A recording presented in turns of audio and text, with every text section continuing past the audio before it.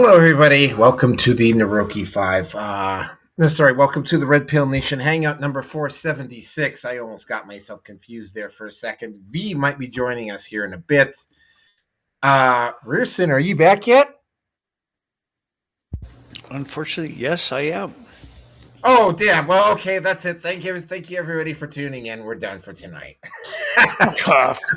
Fuck you, and fuck you all.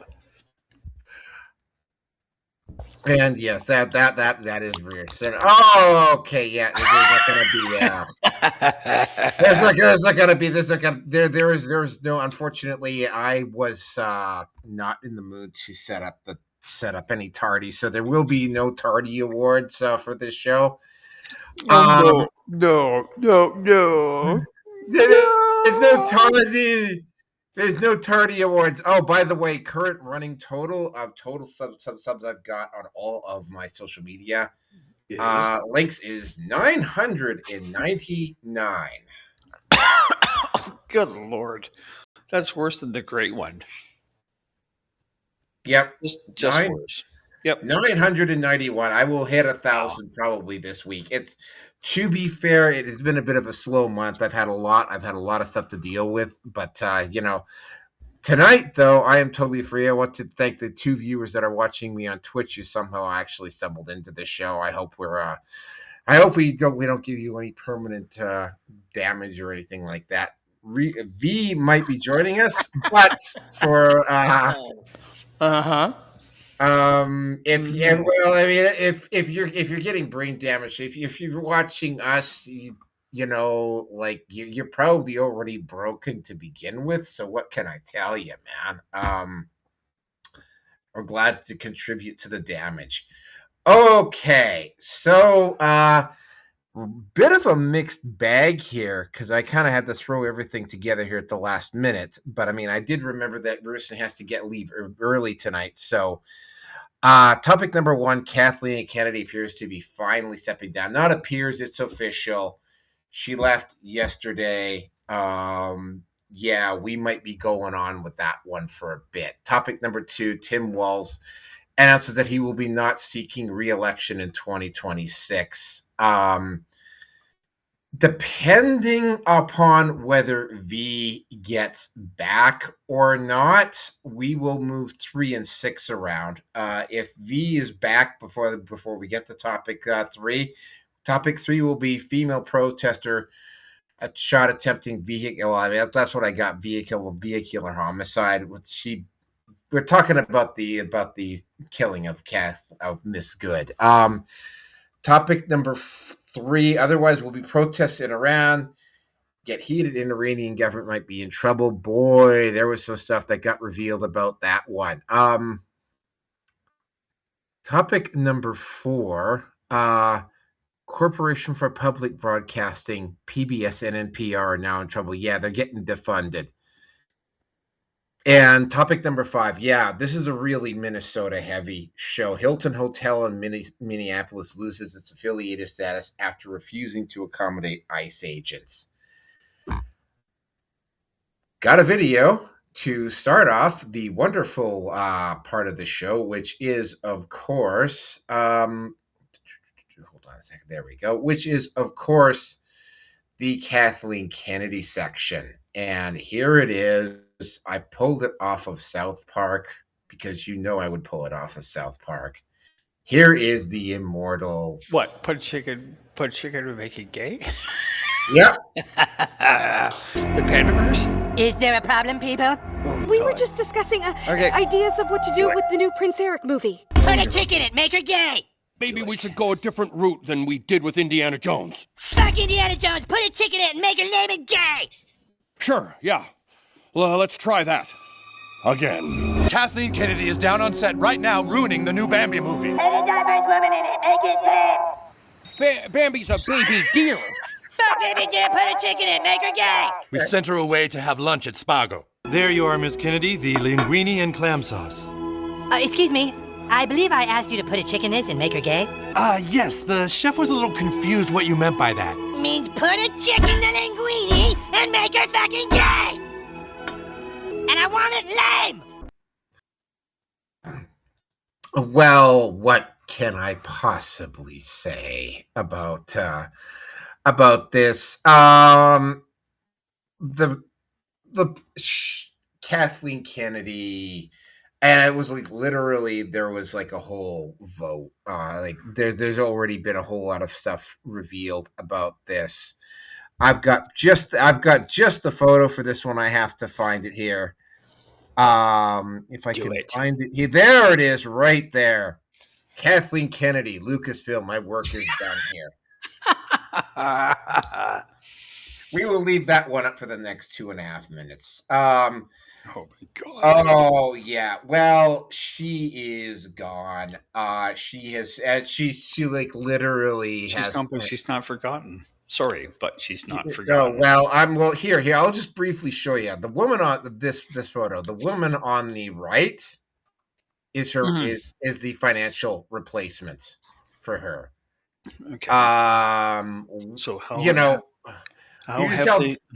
how heavily she's indoctrinated into the camp? Yeah, she looks like the type of person that is not like. I mean, she can't think her way out of a wet paper bag if you push her. Well, no, it's she looks like she's extremely close-minded. She reminds me a little too much of Kathleen Kennedy, which probably shouldn't stand as that big of a surprise when you consider that she was working under around or near Kathleen Kennedy for probably the better part of a decade. I'm having to imagine. I don't know her complete background. She hung around Lucasfilm long enough that she even she actually even took away from the ejaculate. Yeah, she took away. She actually managed to damage even the original trilogy with that one. I mean, she's done. Oh, there's V. She even managed.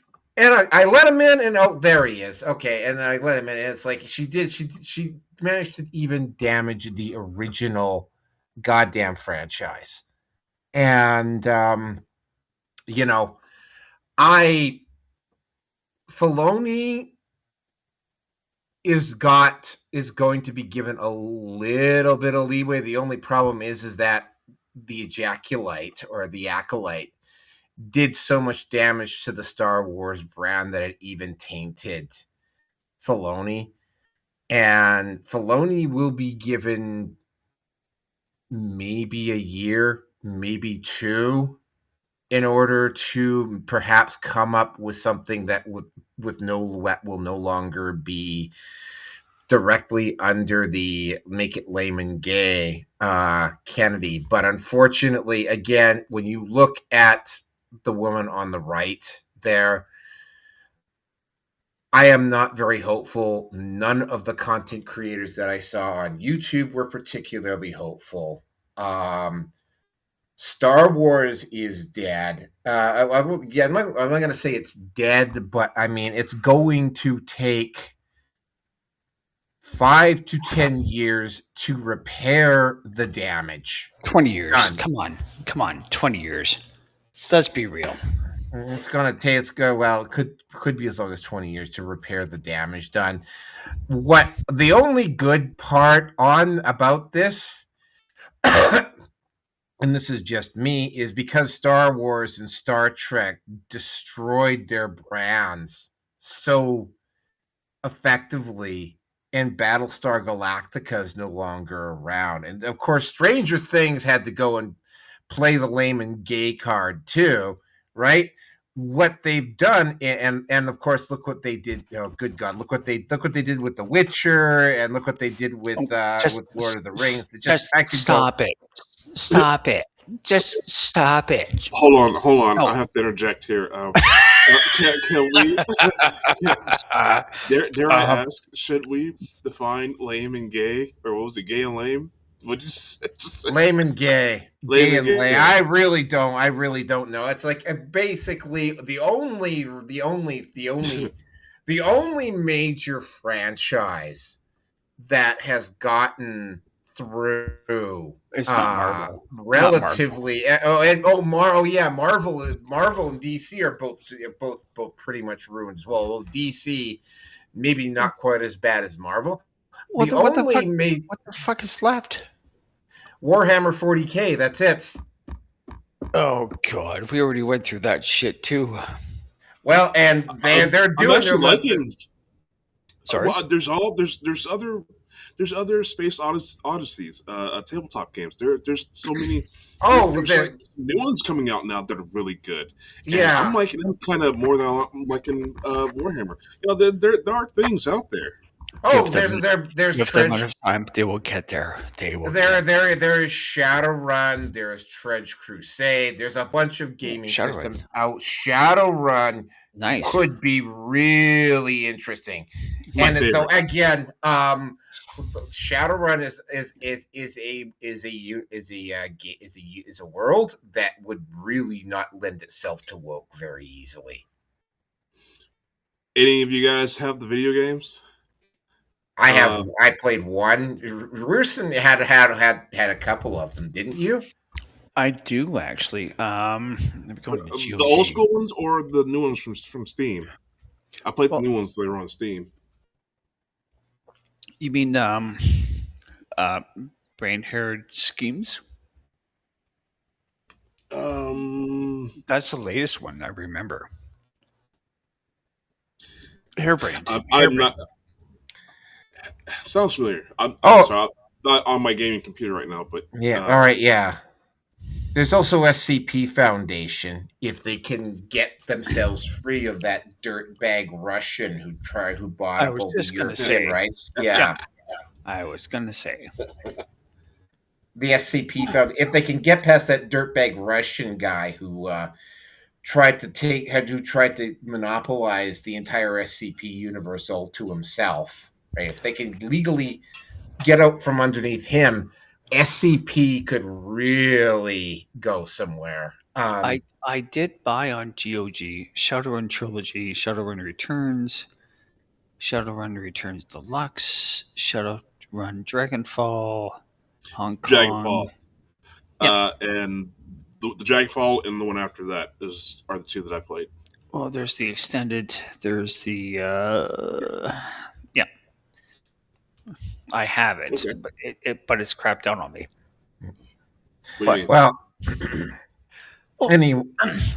Okay. If I remember correctly, in Shadowrun, there's the mention of a dragon up in the rookie. Sit down for this one, but apparently there's a dragon that's up in Lake Louise. Oh, that's Dunkillzon, yeah. Yep. Okay. Yeah. So Naroki and I have actually lived and been there. Cool. You're welcome. You're fucking welcome. All right. Oh yeah. By the way, I totally forgot. I'll do it at the end of topic one. I forgot to get on my knees and shamelessly shell. Well, do it now. We'll do it at the end. We'll do it at the end of topic one. But anyway, you should be selling out of Orange Man Bad. Orange Man Bad. Hand bomb. You should be like up to your neck in orders and restock orders and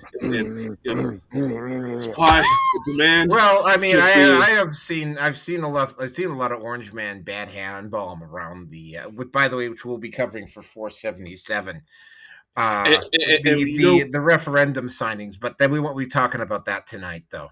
Well, I'm just saying, just for the ad, and if you after your hand bomb attack on yourself, if you're feeling sore, you can just add some ice to it.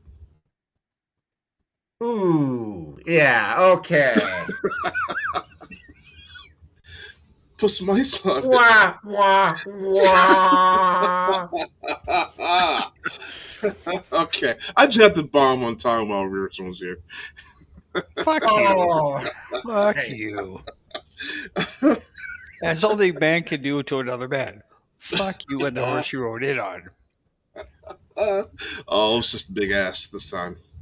Not a horse. All right, so you know what? So I'm not asking about how big your ass is, but that's okay. All right, I'm gonna say they're gonna give Filoni maybe about a year. He's got to come in. He's got to make something that's distinctly his. That's not fucking lame and gay. If they come out with more woke the BS, maybe they're the only potential saving grace is maybe Disney chooses to sell off the Star Wars brand, although they've been fighting hard to keep control of both Pixar and the MCU and Star Wars, like a hoarder for whatever reason. But I mean, it's like, yeah, no, I haven't gotten into yet another looming Hollywood strike, but I mean, yeah, Hollywood is headed for yet another major economic hit here in the next couple of in the next few months because yet another union strike is happening. But anyway, I can't remember which specific union it is. I can probably look it up here because I'm about to turn it over to V for his comment on it. Okay. Well, all right, and do your work. All right, V, you're up. Who? What? Huh? I just joined the call. What are we talking about? We're talking about Kathleen Kennedy and Star Wars. Oh no! Let's skip on that one. I'm good. I have no opinion. Really? Okay. Really. You guys back to me. Yeah, no, this is Vierson's bag, not mine. Go ahead. What's on my bag of tea? Because I don't want to teabag that fucking old bitch. Ever. Okay, so you wouldn't share some hairy coconuts with her on an island if you're left alone with each other? Nope. Ain't gonna fucking happen, man. I love you, but I don't love you that much. Oh God. Darthleen. Fucking Darthleen. Oh my God. Oh, Jesus, Mary Joseph. Okay. Well, I've been itching for this already as it is, so I'm just gonna fucking lay there because her fucking husband can't or doesn't want to, and Lord knows I wouldn't do it either. Yes, I went there, and I don't care. All right, so Star Wars. Oh, good Lord. Ultimately.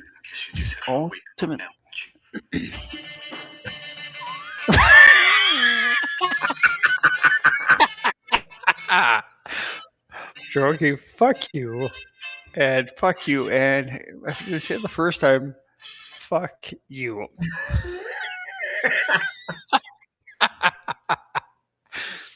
Ladies, if you can't get this kind of humor, you're done. You just don't fucking get it. Because there was no emotional attachment to men assaulting men. 99% of the time. I'm just going to say that right there. Anyway. Whoa.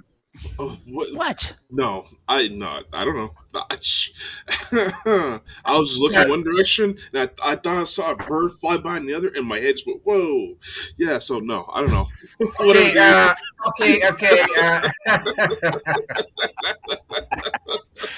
Oh, good Lord. All right, so all right, get back. Let's get this party started here. So yeah, I know you got a lot to say about Darthleen Vader. So take it away.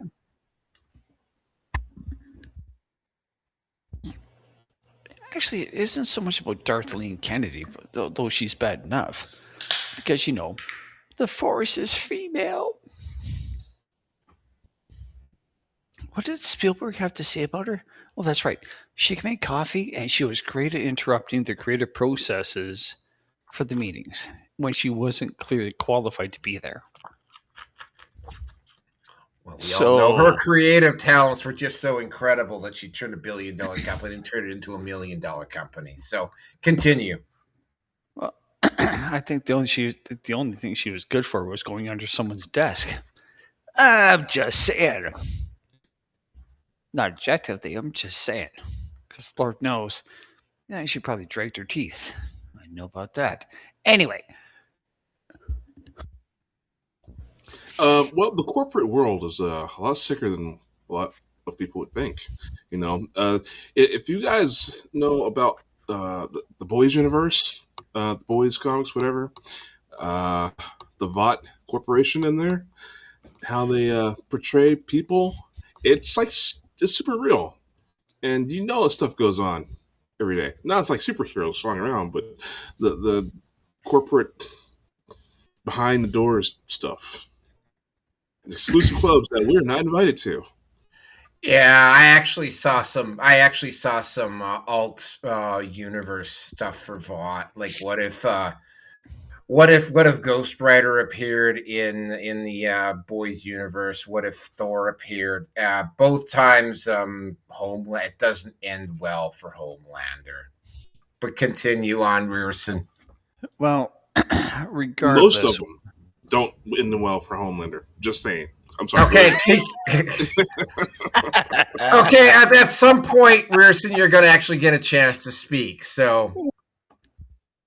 Yeah, maybe I will, maybe I won't. So anyway, no, I have to pin the problem with Star Wars back to George. I have to pin it back to him. Don't get me wrong.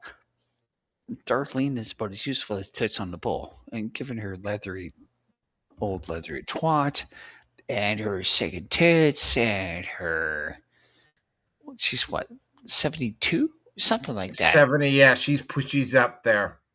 Yeah, she's up there. She's in her early 70s, and she's a feminist, and this and that, the other thing. No regular straight white, no regular straight male. I'm going to take race out of it because ethnicity. It's not race; it's ethnicity. I would say, V, if you want to go back and take that, go ahead. just fucking do it. Take because it where? I'm not going to do it. Take it where, bro?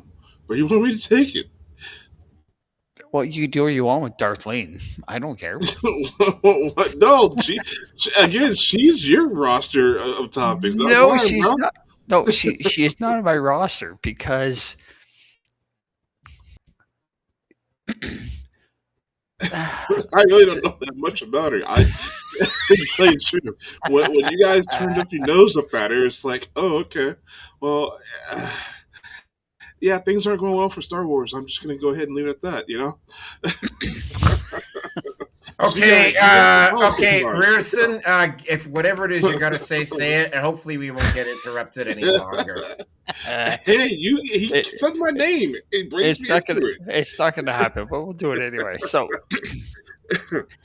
at the end of the day, George wanted to make Wookiees become Ewoks. Okay. Why did he want to do it? Because he wanted to make it more accessible for girls. He wanted to turn Star Wars from being a male-only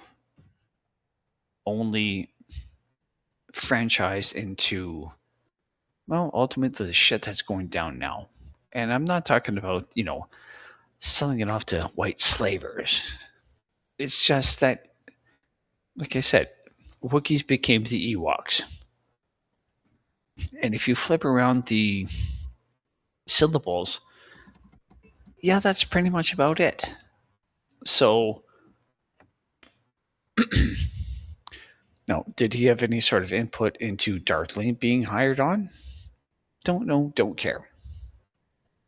All I can say is that everything that happened that was good, she was going to be happy to take the credit for it. And it wasn't so good, well, it's the toxic old fanboys that just don't make Star Wars all that great anymore. And that's where it is.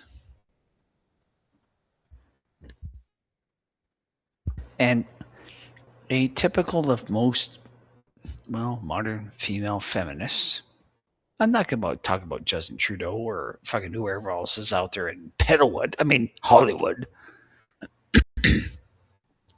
But there's no sense of accountability. And I've gone through a lot of my own shadow work. And I am taking into account the stuff that I felt and the stuff that I wanted from like 30 fucking years ago. And I'm owning it. If only to myself, not necessarily on social media, but I'm owning it for me being me. Darlene, well, she's about as useful as tits on the bowl because that's really all she is. Like I said, she's old, she's leathery, and good Lord. Again, I have to go back to that last time that she was on center stage and the bitch got fucking owned with Spielberg and Harrison Ford, and the person that kept it all together, John Williams. And the woman just got fucking slapped down so hard. She's never recovered in my eyes. Like, never has. So, like, what more is there to say? She's been humiliated. Well, she regrets nothing, though. But yeah, she's been humiliated. Yeah, well, okay. Hey, you know what? If you don't regret anything, that's fine. Go ahead. Do it. Be it. Live it. Whatever the case may be. But now, did George pick her to replace him for the president of Lucasfilm? I think it was the corporate.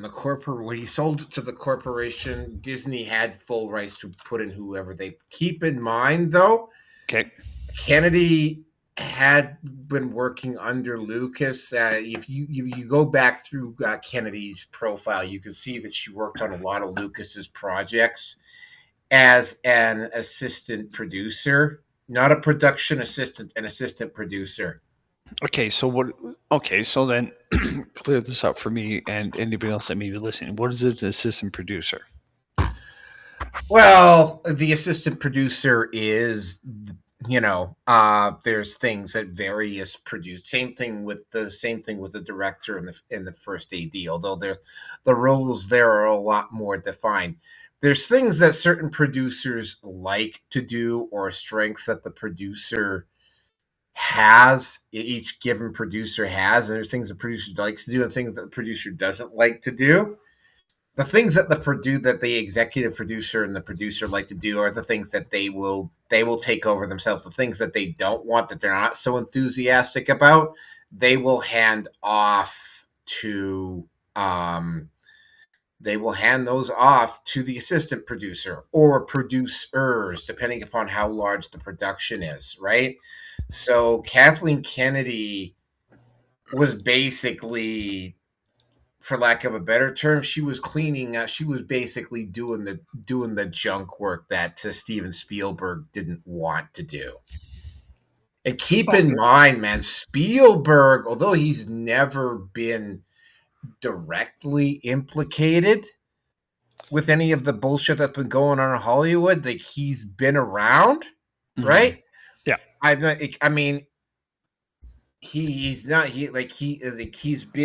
I've talked to a few people. He's been around. He's never been directly implicated in anything, but I mean, it's like, a lot of the people who know him, for instance, the whole concept of the Ewoks and the Wookiees is apparently a stolen concept that some person who was really big on Star Wars sent him back in the early 80s, and there was a lawsuit that dragged out almost 2 decades over that. And really? Lucas paid on Star Wars, and she was working under Spielberg, not Lucas. Sorry, my mistake. But yeah, so Spielberg, it's because they're really close friends. They're really good friends too. But yeah, Spielberg is kind of like one of those guys that I hate to draw the comparison here, but it actually fits. Okay, He's kind of almost like the same way that Trump is sort of like the people who were involved with Epstein when they were at certain events, they will say that Trump was there, but Trump was never actually involved in any of the stuff that was directly tied to Epstein, but Trump was there. Or kind of like almost like how Oprah Winfrey was tied in with Harvey Weinstein. Harvey Weinstein was doing all the stuff, and Oprah Winfrey was always there, right? But not directly implicated. Same thing with Spielberg. Yeah, they were in the orbit, so they were aware of it, but they were either too busy or whatever to like, or. So yeah, that was the situation with Spielberg. And yeah, she worked directly under Spielberg, and you know, she did the stuff that Spielberg didn't want to do, right? So yeah, she took care of a lot of the non-creative stuff, but she obviously believed herself to be grossly more incompetent than she isn't. She believed herself to be more creative than she actually is. Okay, and on top of it, didn't we already kind of mention that? What goes on behind closed doors with corporate Hollywood is most definitely worse. You got to know that. Pedowood? Yeah. Well, even not just that realm, but just everything. I don't know. These guys probably have barns and do weird things. I mean, I don't know. We're not going to go there on that note. No, I'm just saying, pedophilia is terrible. It's the worst. It's absolutely the worst. Disclaimer right here on the show. Pedophilia is the worst, but that's not the only sexual deviancy out there. That's all I'm saying. Well, all I'm going to say, like I said, ultimately comes down to is that George started the same shameless shilling for the female audience, in my honest opinion. When like I said, when the Wookiees became the Ewoks, and that to me is the point where Star Wars became, it went from being a defined, not necessarily the patriarchy. Fuck off. All the feminists and the horse rode in on. Whether that's something you're going to be riding in and out and in and out and in and out on the saddle when on that horse you're going in on. But it's, I don't know. I just...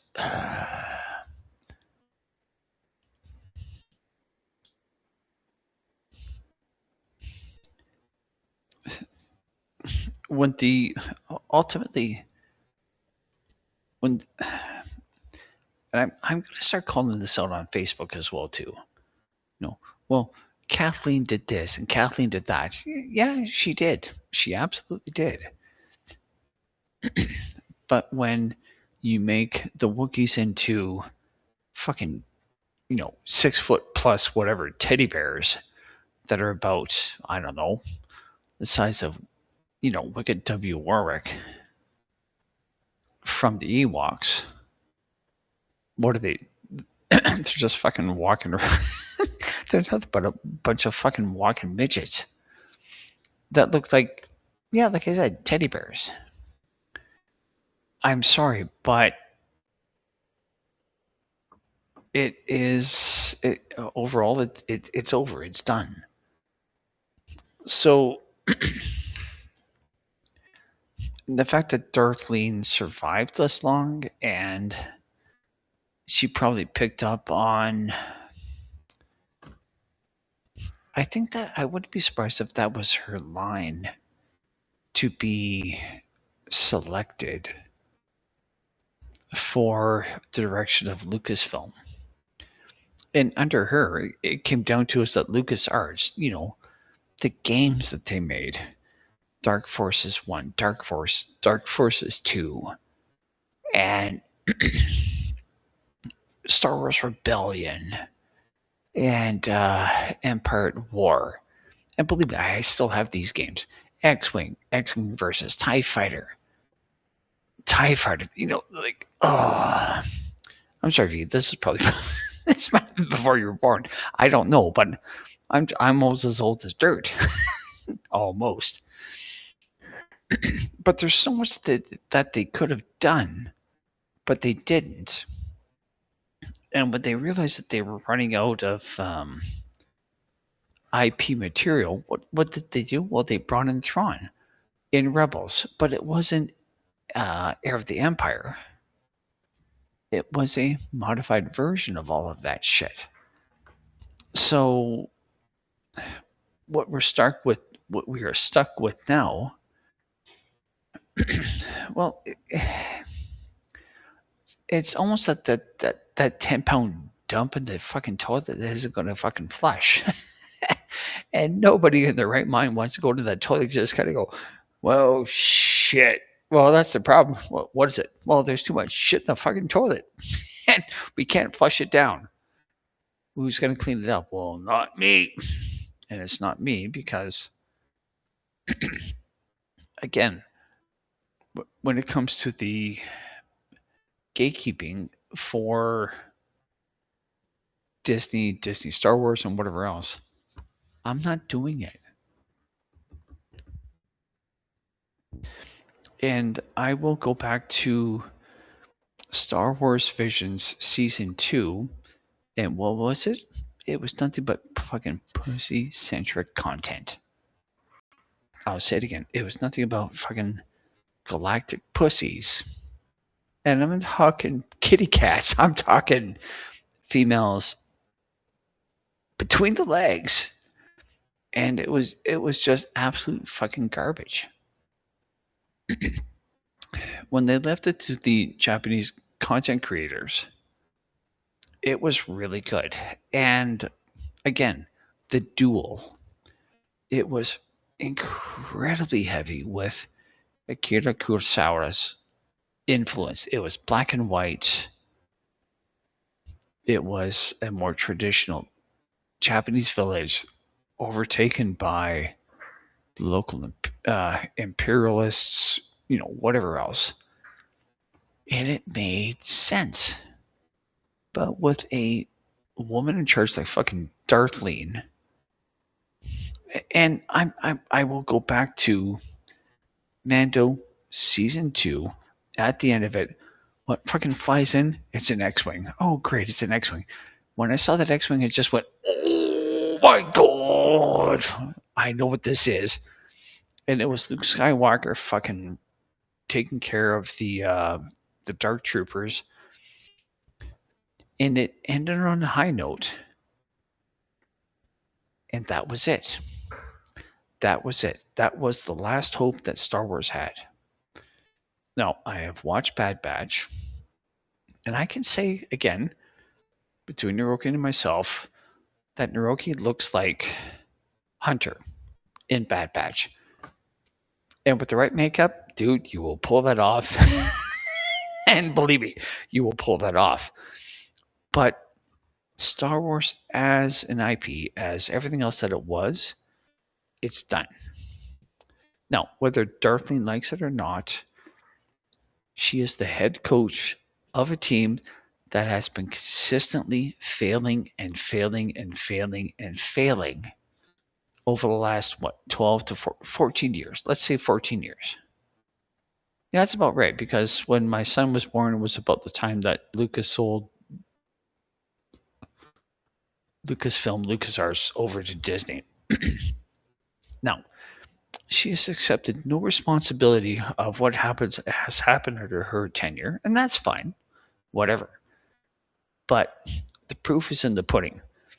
Star Wars has not turned over a profit at all since it was sold off to Disney. And that's where we are today.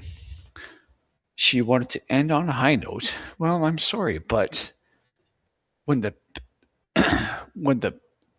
highest point of your career was The Force Awakens, and there was the Star Wars Galaxy Cruiser, well, they fucking shut that shit down. They're now actually making parts of the Disney Disney, whatever the case may be, somewhere within the theme parks, we're going to actually bring back the original trilogy. Well, shit my pants and call me stinky. You fucking should have done that shit a long time ago. But you're pushing all this fucking raid crap down our fucking throats. It's like you...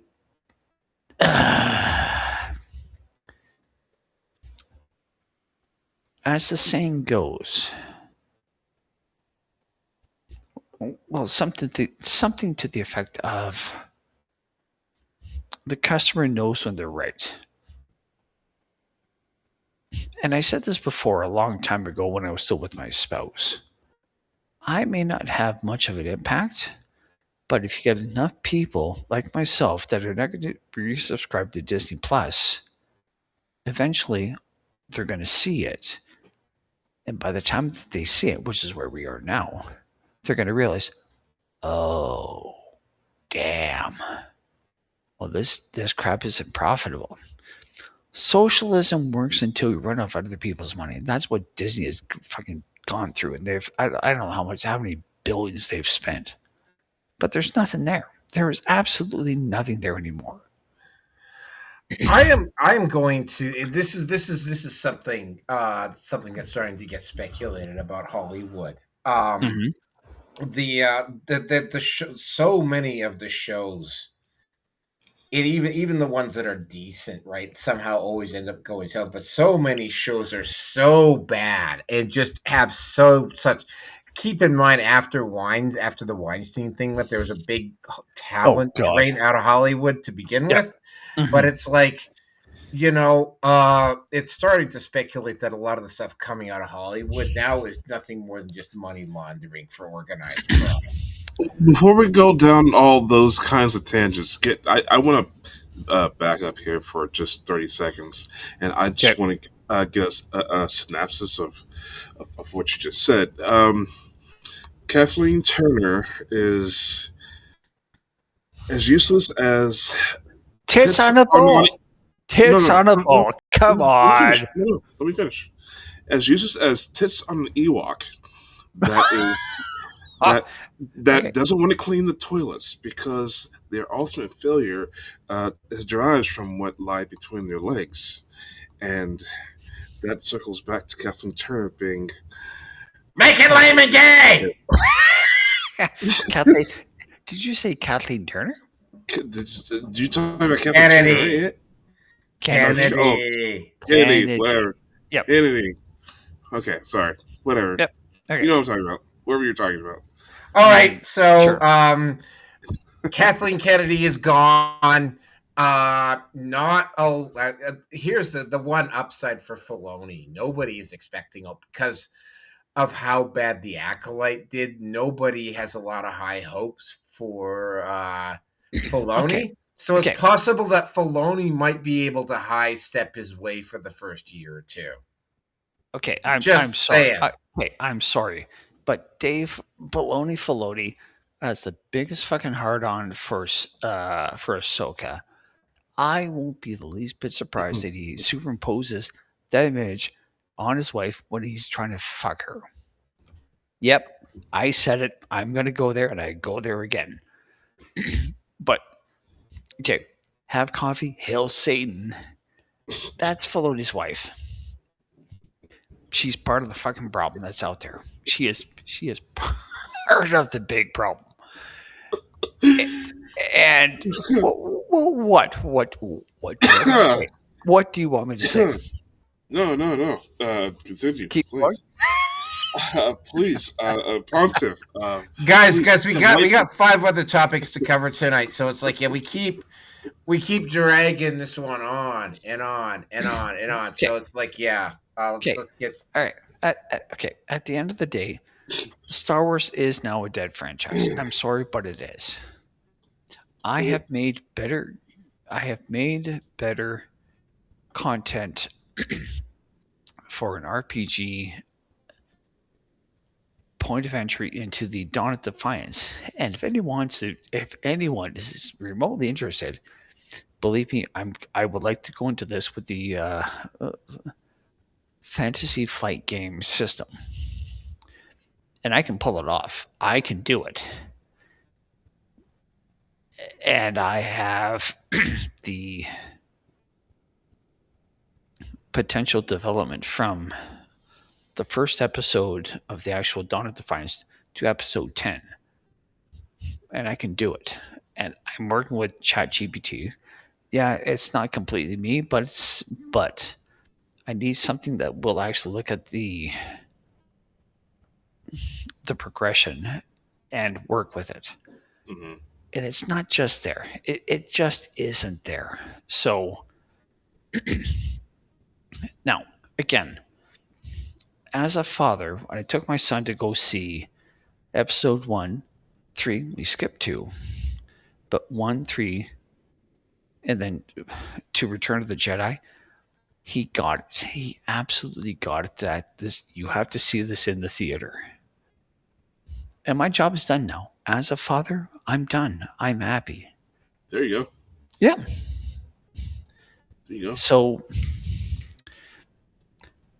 and I will say, can I just say what we all have been circling around, thinking, and well, I mean, so you mean good riddance, Kathleen Kennedy? Yeah, that's what I'm thinking. Well, when you talk about Star Wars is dead franchise, well, the thing is, it died already, and then someone brought it back to life, and you know what happens when you bring something back to life, right? It comes back as it's something a zombie not that it was originally. It's a zombie. Yeah, exactly. Correct. That's what exactly I'm trying to get at. Right. So you see the cursed abomination that is before you because it was resurrected. Well, I mean, ultimately, what they're going to probably have to do with Elon is going to have to buy Star Wars from Disney. That's what it boils down to.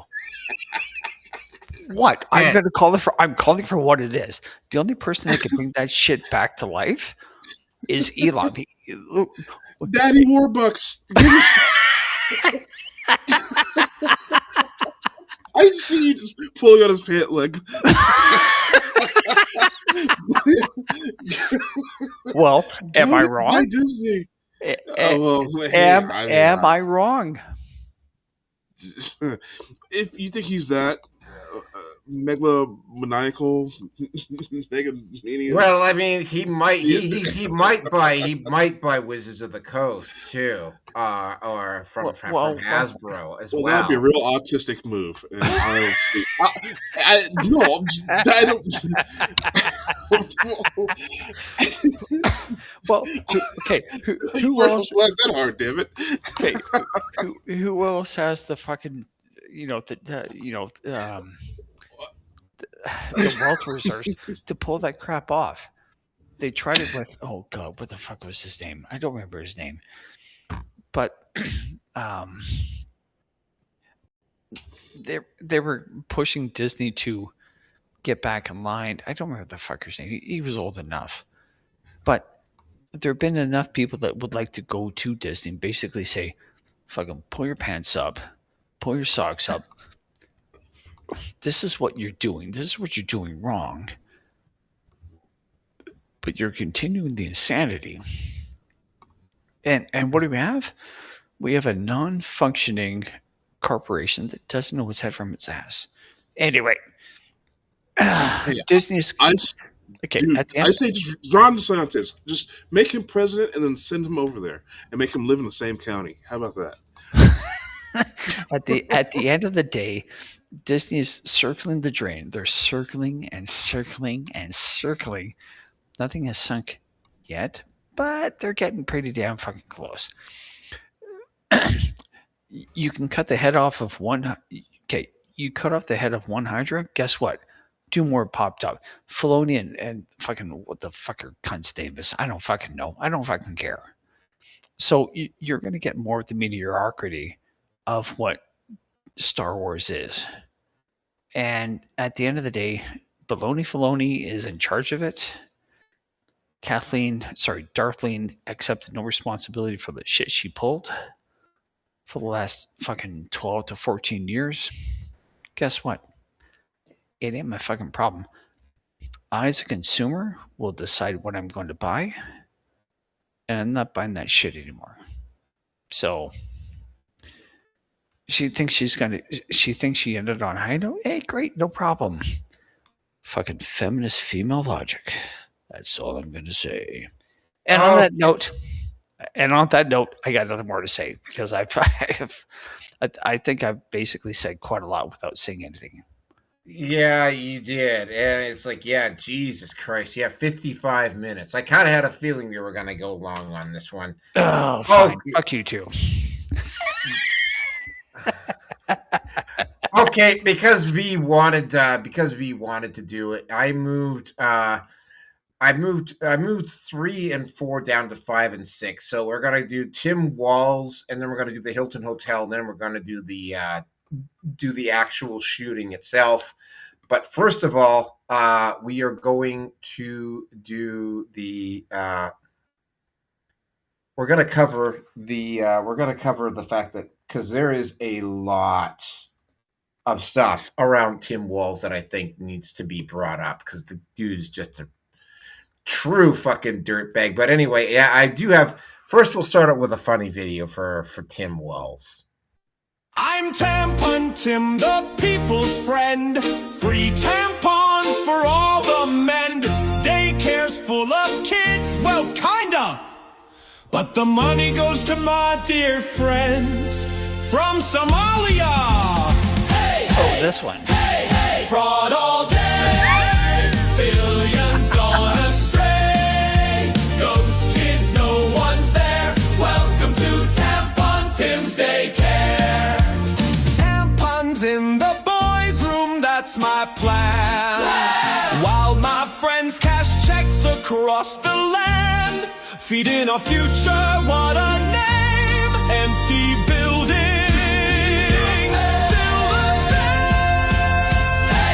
Fraud all day, billions gone astray. Ghost kids, no one's there. Welcome to Tampon Tim's Daycare. Tampon Tim, hey, Tampon Tim Fraud.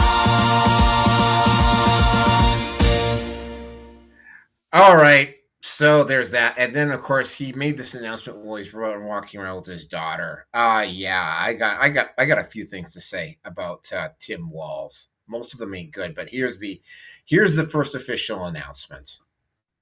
Okay, we're on a typical Midwestern morning run here. I am literally in all of my dad's things. I just brought leggings and a sports bra, so I like thrifted this sweatshirt in like high school. Anyways, by the time this video comes out, everybody will know that Tim is no longer running for governor, but he still has a year on the job and is going to give it his all and do a lot of amazing things. And I just wanted to let Tim talk to you guys. Hey everybody, glad to always get Hope home. Beautiful January day, beautiful run. We'll do a few miles.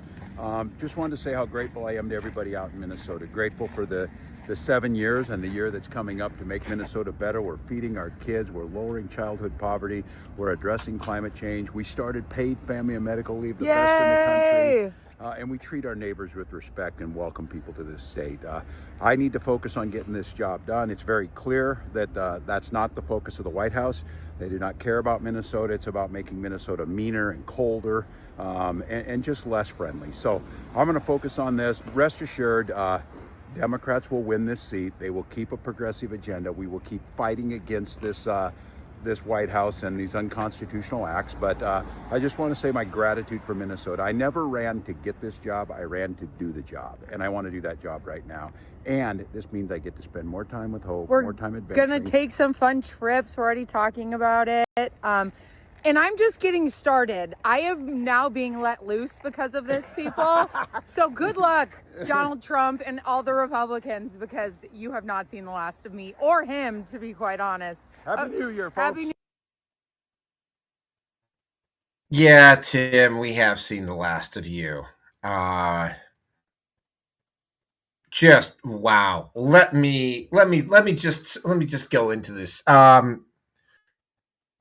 He was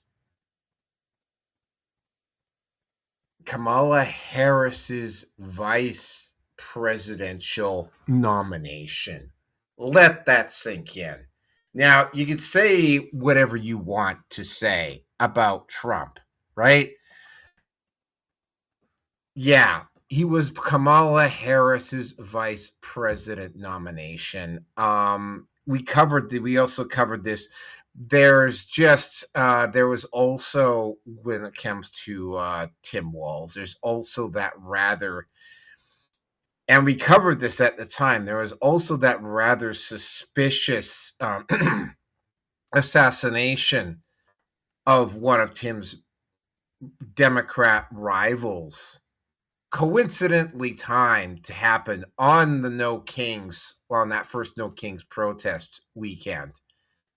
And how, when that event happened, how they all just seemed to very, very conveniently have these automatic excuses that this guy was a Trump supporter, except, of course, that the internet did a little bit of digging and found out that that wasn't the case.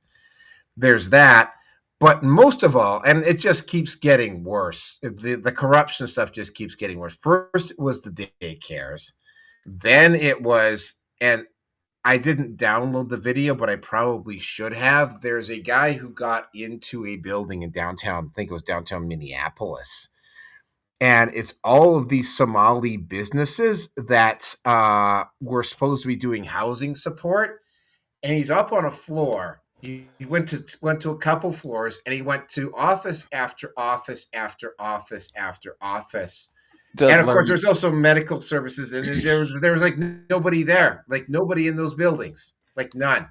Well, no one will open the door when you actually had to ask a question. Yeah, with the medical services, they not only would they not open the doors, there wasn't anybody there to open the doors in the first place. He went into this one office, he walked in there, it was very clear there hadn't been anybody in there in weeks. Like, it was completely empty. And we also got the fact that, right after that happened, Nick Shirley started receiving, oddly, started actually getting like death threats and so forth. And we will be covering this in a couple of minutes here. Then, of course, you got the shooting of Nicole. I think it was Nicole Good, and that kind of tipped things off. And you have Tim Walz knowingly fanning the flames, making statements that are not directly illegal, but that he can't be investigated or impeached on.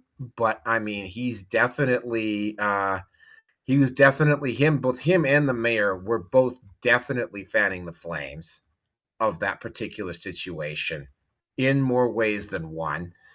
Then, of course, there's also the fact that, and I gotta have to point this out too, that the state Republicans, because of what's been going on with the protests, have started impeachment procedures against Tim Walz as governor of Minnesota.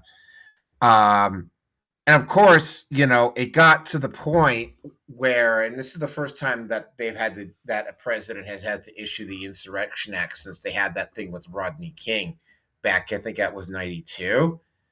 The moment Trump said that, all of a sudden, although the mayor of Minneapolis and the governor of Minnesota were knowingly getting the protesters riled up, all of a sudden it's like, oh, you need to tone it down. It's like, no.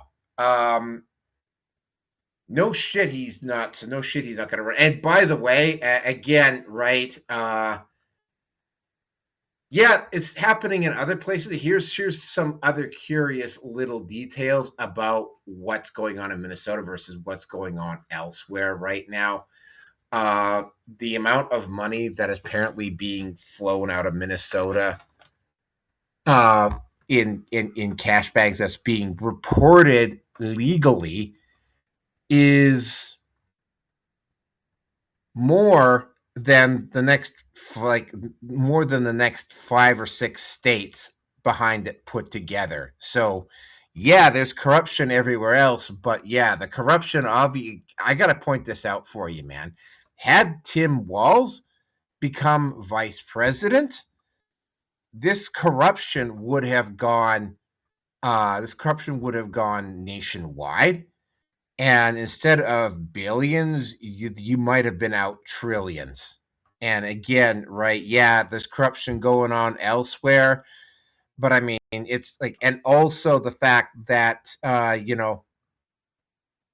there's enough suspicion around Tim Walz to suggest that Tim Walz was certainly potentially, maybe not directly willing to order somebody to be killed, but he certainly has people around him that are more than likely willing to issue kill orders.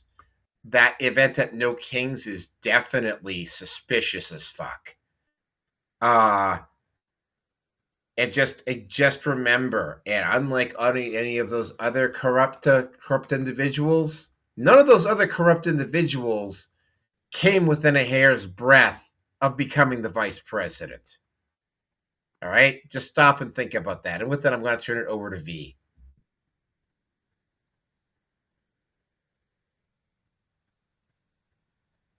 Yeah, well, yeah, you already have my opinion on this one. I don't know. There's just corruption everywhere. It's everywhere. Everyone wants to talk about the Somalis, and everyone wants to talk about this group and that group, but it's everybody. So it's what can be done. You have to be directly conflicted with something in order to do something about something. So if it's not relative to us, nobody can see it. It just runs rampant, right? So people need to get more involved in the government. People need to get more involved in corporations. The communities themselves need to centralize, become a nucleus, and reach out into these things, because that's how we've been taken over. And as of right now, the world is done for if that just continues to be the case. But we have a chance to do something. We got maybe a couple more generations that can stop this corruption from killing all of us. All right? Yeah, it's not just this one guy, that guy, or just Trump. It's the whole game is, it's just that, a game. People need to start acting like players. Yeah. Okay, Rierson.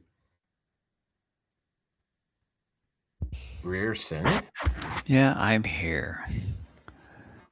Well, I mean, at the end of the day, oh God, how far back do you want to go with this, with the Democrat Party? Well, we'll just we confine it to Tim Walz, because this whole Minnesota thing is going to be the next three topics. So, okay, all right. So, at the end of the day, you had Bernie and fucking whoever else with Hillary and whatever, going back to, I don't know, what the fuck was it, 2012, something around there, where you had the delegates and you had the super delegates. And if you don't think that balls to the walls was not part of the corruption of the Democrat Party, I'm sorry. Like, what more do we need to see? And I will go back to Ilhan Omar, came into the U.S. allegedly under false pretenses when she was married to her brother. Don't ask me. I don't know. And now you have some fucking Somali problem in Minnesota? Well, shit my pants and call me stinky. Because that's exactly what the problem is. And now there seems to be a problem with all of this? Well, good fucking Lord. It's... If you can read the tea leaves, you would have seen that this was going to be a problem later on. So... I'm not saying it's a Republican issue. I'm saying it's a Democrat issue. I'm saying it is a systematic issue of corruption on both sides of the aisle. But for now, the Somalis are I'll call it for what it is. They are the easiest hanging fruit, only because there was a certain member of the administration overall that has indirectly brought this into the forefront. And I am going to ask this question as well too, but how many people that are in the overall law enforcement agencies across the state that would, under normal circumstances, not be qualified to be able to do their job? So I'm just going to leave it at that. Multiculturalism works up to a certain point, and then it doesn't work. And I think that's where we are north and south of the 49th parallel, as well as whatever else is going on in Europe and Australia and New Zealand. I'm just saying. Okay, all right. So that's it for that. That's it for that. Minnesota Part 1. Minnesota Part 2. And this actually started happening before the actual shooting itself, but there was a Hilton hotel that decided, and again, right, it is technically private property, so the actual owner of that hotel is free to do it. But I mean, if he's going to do that, then it's like, he can't, and which is exactly what happened, is that the Hilton label basically said, no, you can do that, but it's like, we can't use Hampton, you can't use Hilton, like you can't use our name, right? What he was basically doing was he was denying services to ICE, to Homeland Security, to the FBI, that type of thing. Again, that is his call as the manager to make, right? Like, you cannot force somebody to do that. That being said, though, right, you're also part of a corporate entity, and that corporate entity, and a lot of corporate entities are moving away from taking stand. Now that the whole DEI thing has been exposed, right? Like, they can't just walk in and start making demands of corporations now, because corporations don't have the power influence that they supposedly had. So, yeah, you know what? And this is the situation. It's like, yeah, you can do that. You can deny services to government agents, but it's like, as a Hilton entity, as a Hampton Suites entity, you're not allowed to do that. And like, immediately, and this is like literally what happened here. I'll just show it to you rather quickly. Like, removing the Hampton Inn sign from that hotel, it took less than 2 or 3 days for that to happen. Like, it happened really goddamn fast, like super fast. Again, right, it's ultimately his hotel, but I mean, again, right, it's like, yeah, you can do that, but it's like, again, it's like there's a corporate entity thing, and it's there's been a couple of other businesses that have done this. I will bring up and you're gonna love this, a soy-infused gay, I think potentially had a homosexual lumberjack, Tom, was placed out. I'm a lumberjack. I'm a lumberjack, and I'm not okay. It's like, no, Pepe needed security, so he got this big soy lumber. I got this big soy lumberjack. Oh God, my lumberjack gringo to protect the outside of a store and protect all my illegal alien employees. I needed to protect them from ICE because they were preventing me from getting they were stopping me from getting my jalapenos. So it's no fun being an illegal alien. Just asking for Genesis. Oh, just asking. Man. Oh, Oh yeah, I wish I had uploaded that one, but yeah, no, Pepe, the restaurant owner, got a big gay soy infused Paul Bunyan to protect his illegal alien employees because ICE was allegedly not allowing him to have access to his jalapenos. Just stop it. Just stop it. Wow. Okay. V, you're up. What? The hell I am. What did I say? What did I say?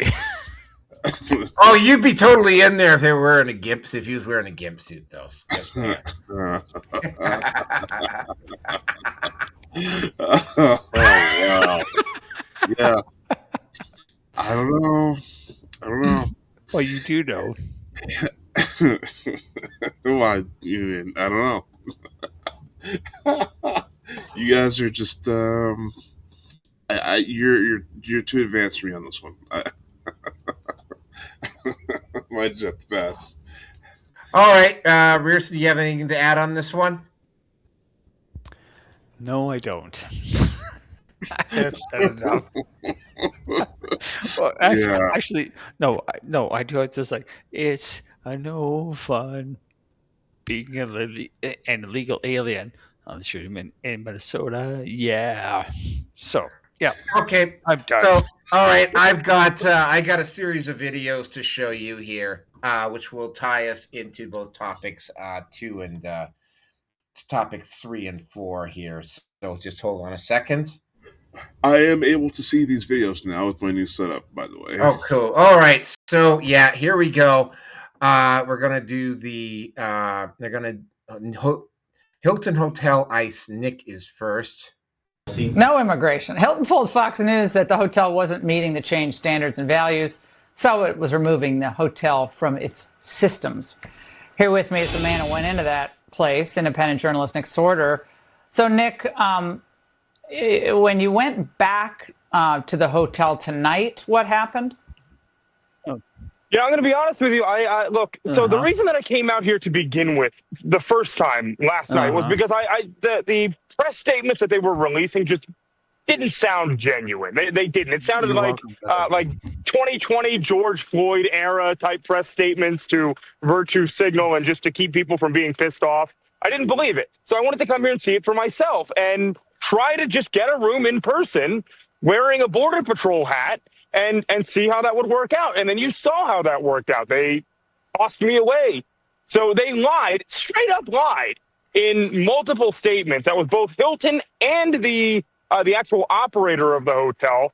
And tonight, Laura, I came back here, and right before I went on the show, I walked in there and I tried to buy another room again, and they asked me what my Hilton Honors number was. So they haven't been cut off from the system, right? You can't book it online right now, but at the same time, they still have access to Hilton's computer system. So this is what I'm saying is we cannot take this stuff at face value where they're just these big corporations are like, yeah, well, we're going to do this. And then everybody be like, okay, we won, and then move on. It doesn't work like that. You have to hold their feet to the fire. This is twice now that they've tried to say that they're reprimanding the foreigners, to be honest, that own the hotel back here. And for whatever reason, like if I were to boot somebody off of my networking system and wanted to cut ties with them, I probably wouldn't keep their login credentials on the Hilton server active so that they can know my name when I walked in and gave my phone number. Well, I think, the reaction to this might have been a little different. All right, Jones Hilton. Hilton Hotels just declared war on America, declared war on our very sovereignty, our very existence. If big corporations are allowed to not render services to ICE agents, it sets the precedent for them to do it to all Americans. This is the globalist model. We're about to break it down right now. But if Hilton doesn't come out publicly and apologize for this and reverse the policy and fire the executive that did this, we need to Bud Light their ass, just like Anheuser-Busch. We need to tank their stock. We need to make sure that this un-American company pays for what they've done. They declared war on us. We accept the challenge.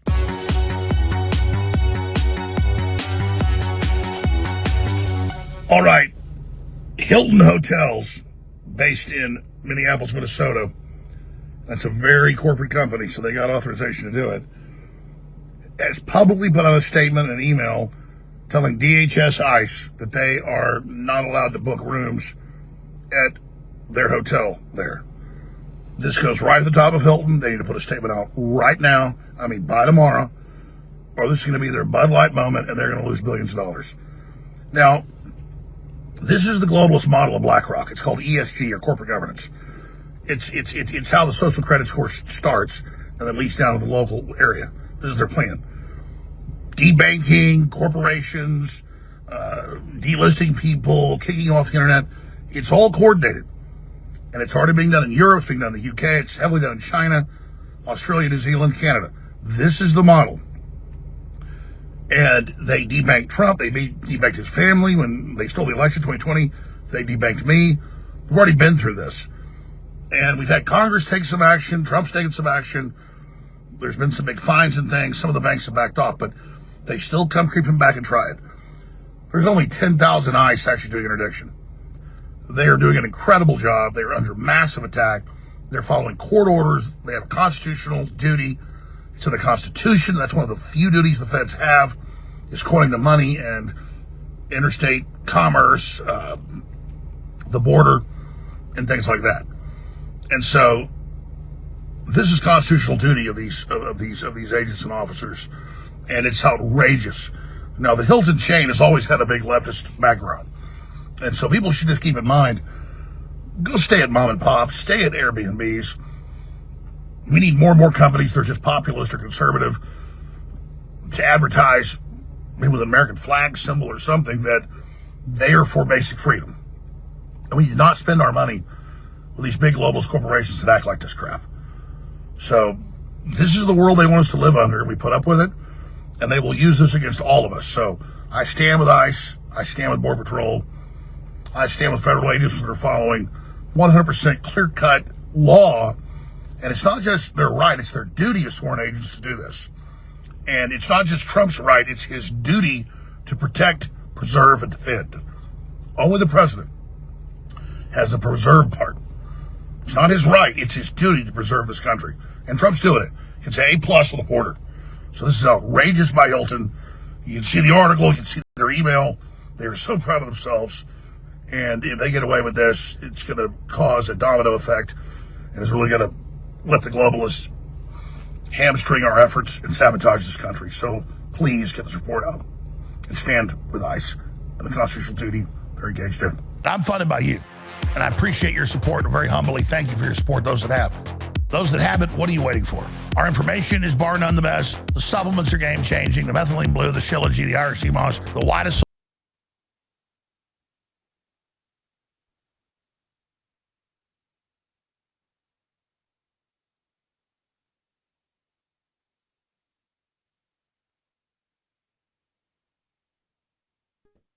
Mic check.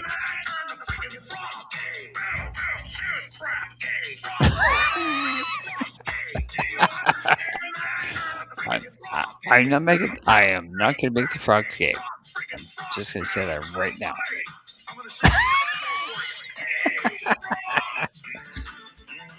Are you done? Are you done?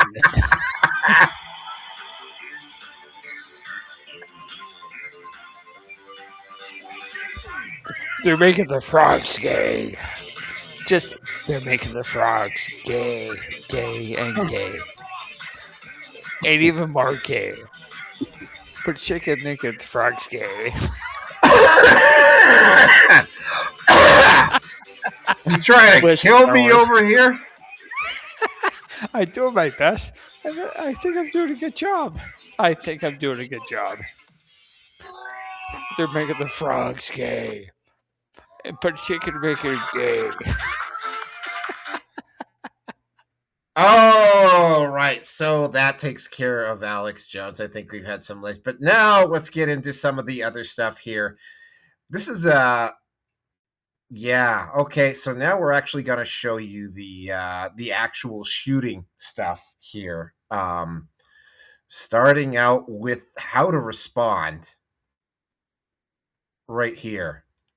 What happened in Minnesota, this woman who is now dead, sadly, she leaves a child and a wife. And it shouldn't have happened. I have a right to comment on this more than 99.9% of all of you. So listen to what I'm fucking saying here. Why? Because I am the protester. You understand this? For 35 years, this is what I've been doing. Thousands of protests, dozens upon dozens of arrests. And the reason I am still here, or I don't have stitches from a fucking billy club, or I don't have marks from a taser, is right here in this image. Every single time that I have been arrested, you will notice my hands I place behind my back as I am told when I get arrested.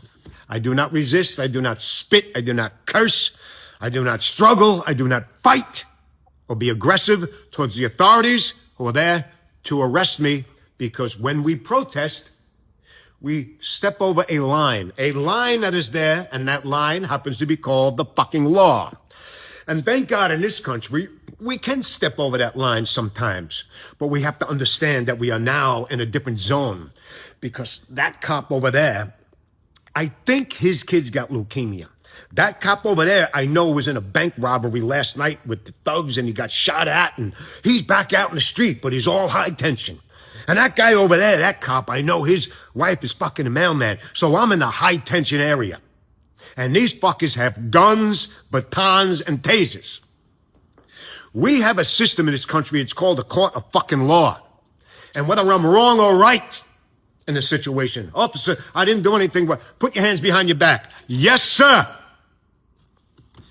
And I will take that up with the judge and prove my innocence. I do not bring the courtroom right there at that high tension fucking moment. Do you get what I'm saying, people? So, this woman would still be alive. I don't think she was the kind of woman that would have done what she did, which was resist and be aggressive towards the authorities, as you see in the video, and you can all fight about that. But let's get to the base here. The base is the wife is probably looking to sue Trump or the police or the ICE or this or the that. She needs to look at the Democrat, liberal politicians, community activists, and the fucking douchebag, motherfucking self-loathing, divisive cocksuckers in the liberal fucking media that tell her and those like her to resist arrest and be aggressively violent towards any authority.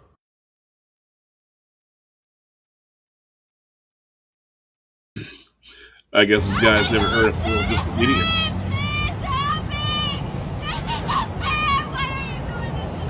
She was in the car with her boyfriend who was here illegally. They were stopped. She refused to comply with ICE officers or give any identification. She was briefly detained, and then once she gave identification and they were able to confirm who she was, they released her immediately.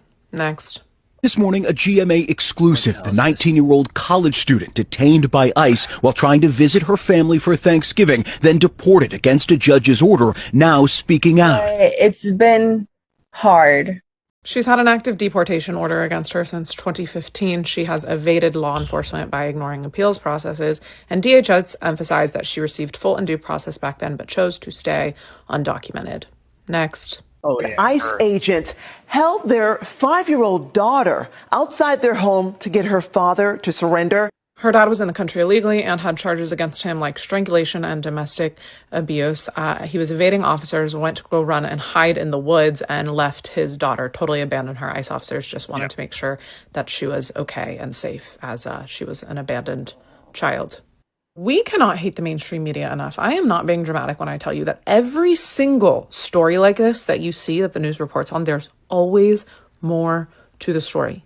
They will headline something. They will try to push a narrative that is objectively false. That is omitting key pieces of information for the public to know. 10 out of 10 times, without fail, every single anti-ICE video that you see, anti-ICE story that you see is omitting key details. They are not telling you the truth. They're trying to push a narrative to spread fear, because the Democrats have to have these votes in order to win. It's their voter base. ICE is doing an incredible job. They're making our country safer. They're ensuring better quality lives for all citizens. They are protecting American citizens first. That's what a country should do. That's what officers should do. Prioritize the safety of its citizens. This smear campaign against them, it's wrong. It's a lie. It's all a lie. Don't fall for it. And okay, here's the play stupid games. This is 2 of the 3 video angles that I've got. I also have the footage for the actual ICE officer that did get hit, that almost got ran over by the vehicle. But yeah, these are the first 2.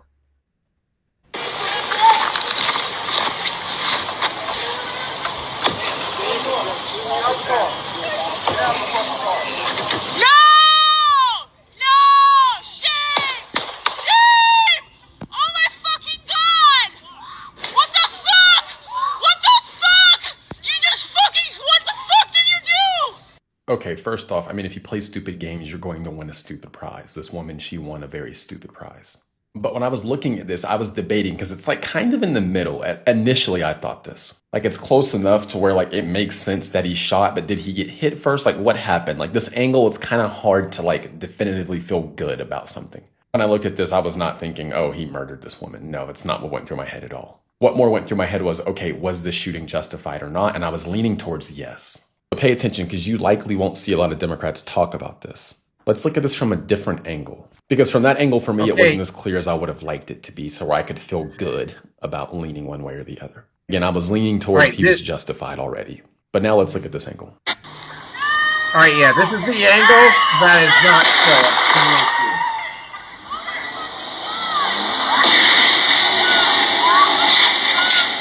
Okay, now I'm going to slow this down for you so we can really see. But I'm going to do it on my computer.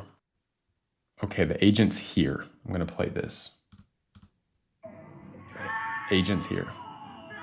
Hit, then shot. I'm going to show you again. I'm not going to say anything this time.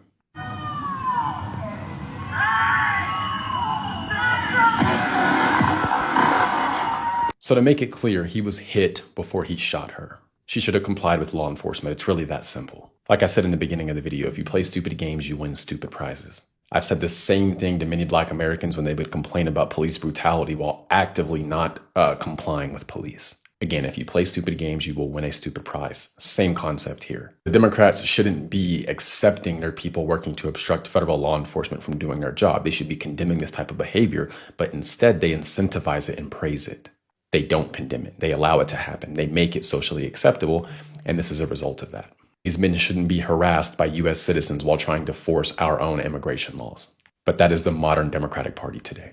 Anyway, that's all I got for now. Just a reminder, I have a free email newsletter where I cover many of these topics in more detail. It's a great place to get direct information from me, and one of the only places I cannot be censored. The link to that is in my profiles. Just go to my profile, click the link. You'll see this screen right here. Drop your email in there, hit subscribe, and you'll be good to go. That's all I got for now. I'll see you in the next one. Okay, and then we have the actual body cam footage of the officer that got hit. Oh, there's one more after that showing leftist insanity, but yeah.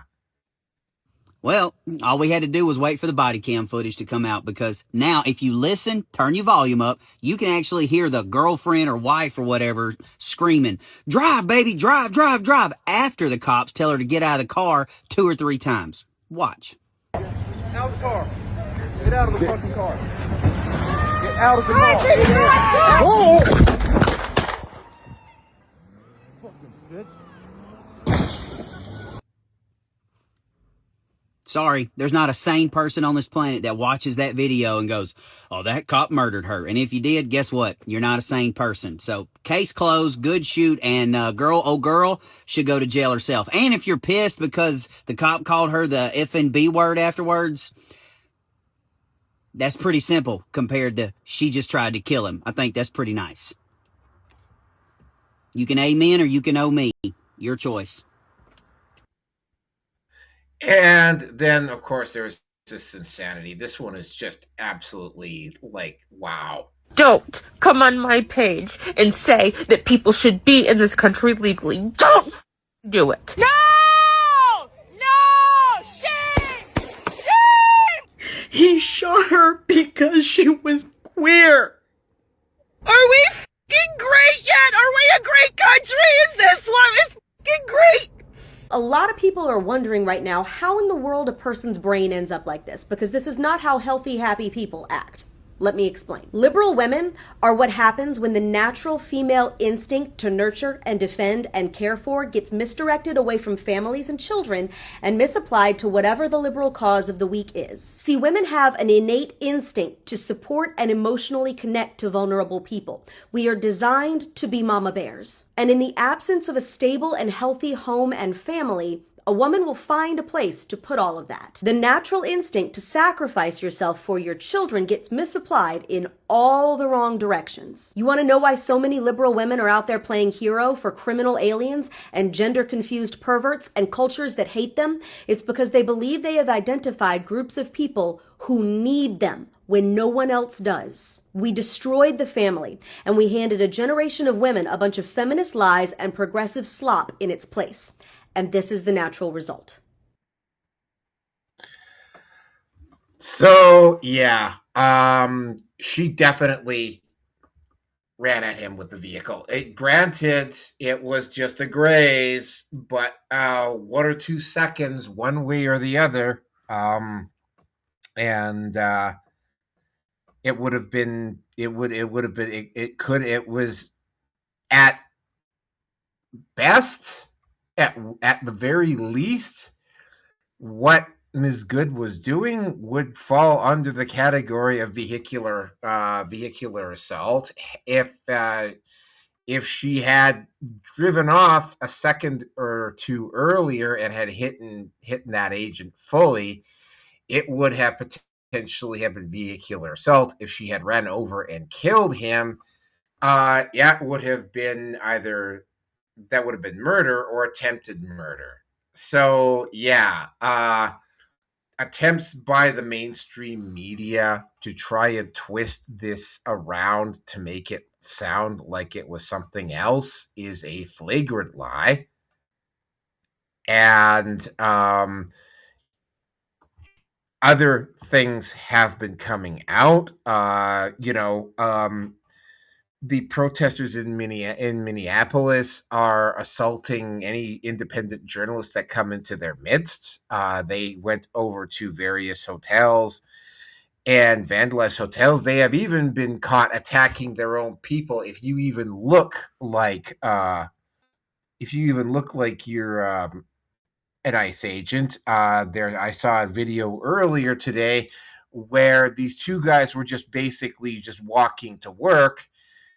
And a couple of these protesters actually went up to them and started yelling to them, and like literally, that whole part about how only the Sith deal in absolutes, right?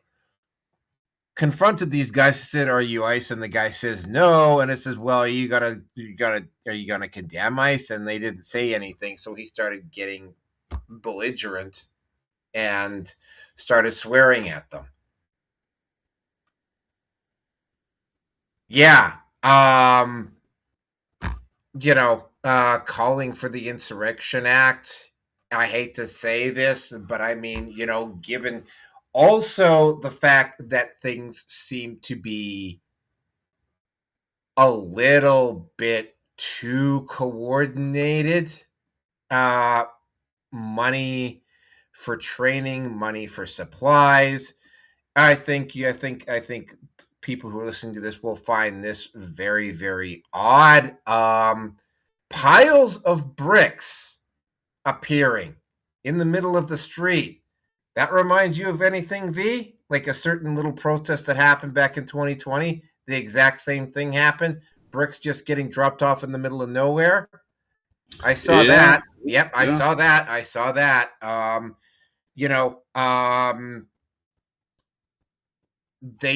I'm guessing what they're hoping to do here is that they're like, and there's also been photos of protesters showing up with guns. There was another, this guy was, he was an illegal alien to boot, but he was a member of MS-13. He broke into the locker of one of the vehicles, and him and two of his friends stole guns and ammunition out the back. And of course, this guy was such a benefit to society, that he was filmed doing it, and he's got a rather large and obvious tattoo on his face, and he was apprehended less than 24 hours later.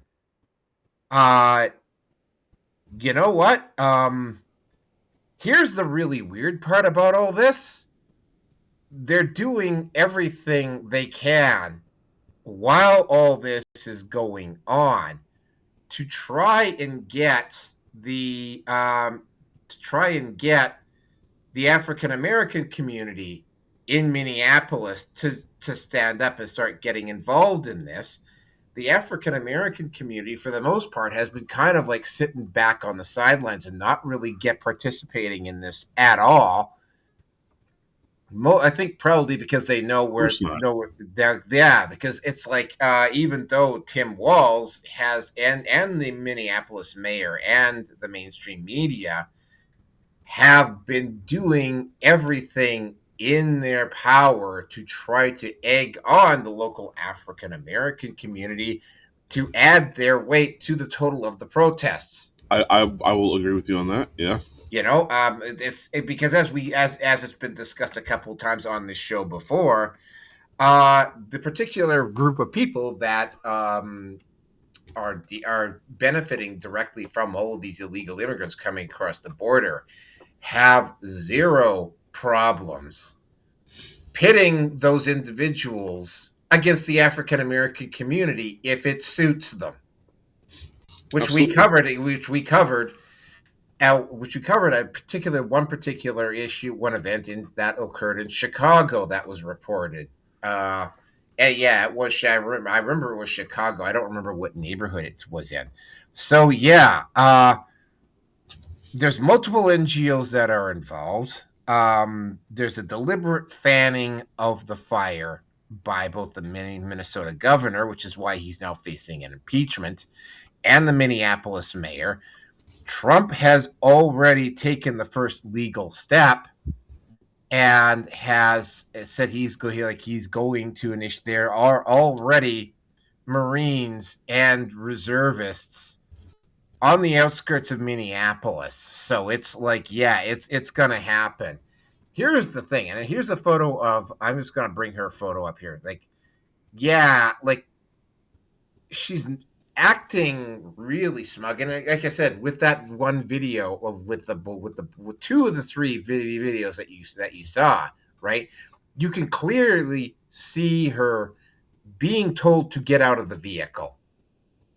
And by the way, this woman in the photo right now, this was not the first time on that particular day that she had done this. She's also not from Minnesota. She is from Colorado. They drove here. There's been some evidence to suggest that there's a lot of protesters, including the soy-infused Paul Bunyan lumberjack guarding the Mexican restaurant, protecting the jalapenos from ICE. There's a lot of these protesters that are getting paid. Like I said, there has been a deliberate attempt to be absolutely as hostile and as threatening as possible to independent media that is getting involved in this, which is, by the way, the exact same thing they were doing in Portland, which indicates that and they're doing all the same thing. Whistles. The only thing they haven't done in Minneapolis that they were doing in Portland so far, they haven't actually started playing music really loudly so that they can get the independent media on basically music strikes on YouTube. Again, though, that's losing effectiveness too, because the Rumble doesn't care, right? So this is, yeah, you're seeing them play all the cards. Race baiting, class baiting. They've tried to suggest that they shot her because she was gay, which was not. There's no way that particular officer, whom, by the way, a month earlier, had been dragged about 100 feet from by another illegal alien in a car trying to get away from him. So that's the second, Yeah. Uh, Hey, if I may, because I don't have very much time left to be recording here. If I may, can I just listen? There has been a lot of race baiting, a lot of I don't know, gender baiting, gay baiting, but that's just the usual. Those are the usual keys on the piano. There, when the establishment wants to play us and play us against each other, you know, that's just what it is. Okay. Um, until people evolve politically, psychologically, that's always going to be something that is going to happen. You have lanes of perception that give the elites the control that they want, and they're going to control them. They'll make themselves look like they are not in control or they're scared. No, but that's just more of an excuse for them to act more brutal. In the end, all the stuff has been planned, and it keeps getting more and more planned. Decades, probably a century in advance. You know, we know how the so-called Bolshevik Illuminati, had plans for America, right? And here we are. So, and these are just, right, left. It's so meaningless. What you just have to, if you can't meet in the middle, if you can't, I know it's hard. It's hard to look right and left at the same time, which is why people can't do it. But you just gonna have to look down the middle. All right. You've got you've got a wide net cast out. Oh, ICE caught this murderer, or ICE caught this serial rapist, and also ICE has also deported American citizens and have exiled people that you wouldn't even have thought. They're white women that have been shipped out of the country. Now, these people going to be sex trafficked? I don't know if they end up in a third world nation just because they got shipped off somewhere. Their chances are not going to be. Yeah, you need to be looking very closely at those claims that they were American citizens, they were being shipped off, because like that one video, like clearly says that the media has been kind of like deliberately misinterpreting the data. So it's like, yeah, any one of those cases, you have to take a second, third look. Okay. Well, hold on. So, I know Europeans that don't want to come here now. Like it is bad. But so let me finish. So, you cast this wide net, and then anybody can jostle and hustle further positions so they can play the narrative. Now you got this guy talking to this number one protester. Yeah, dude, I've been an activist for years, man, and he is right to an extent. When you are doing a peaceful protest, and that is your goal to have a peaceful protest, of course, you always surrender to the cops. I mean, I've talked to cops. I I had it rough with them at the beginning, but once I started understanding my situation, and then being able to put them in position, a lot of these times these cops just end up just having a chat with me, just come up to me all hard like they're Terminators, right? Yeah, well, I mean, I deal with the police too. I have a fairly All good the relationship with time. them. Yeah. Yeah. I as an activist that I know, I have a a radio station down the street, or they know that I pass out flyers here, and they know the kind of stuff they talk. Yeah, I hand out my business cards to law enforcement everywhere I go. So it's like, you know what? I announce myself. Yeah, I'm here. I'm who's new in town. Who's the boss? So yeah, you do that.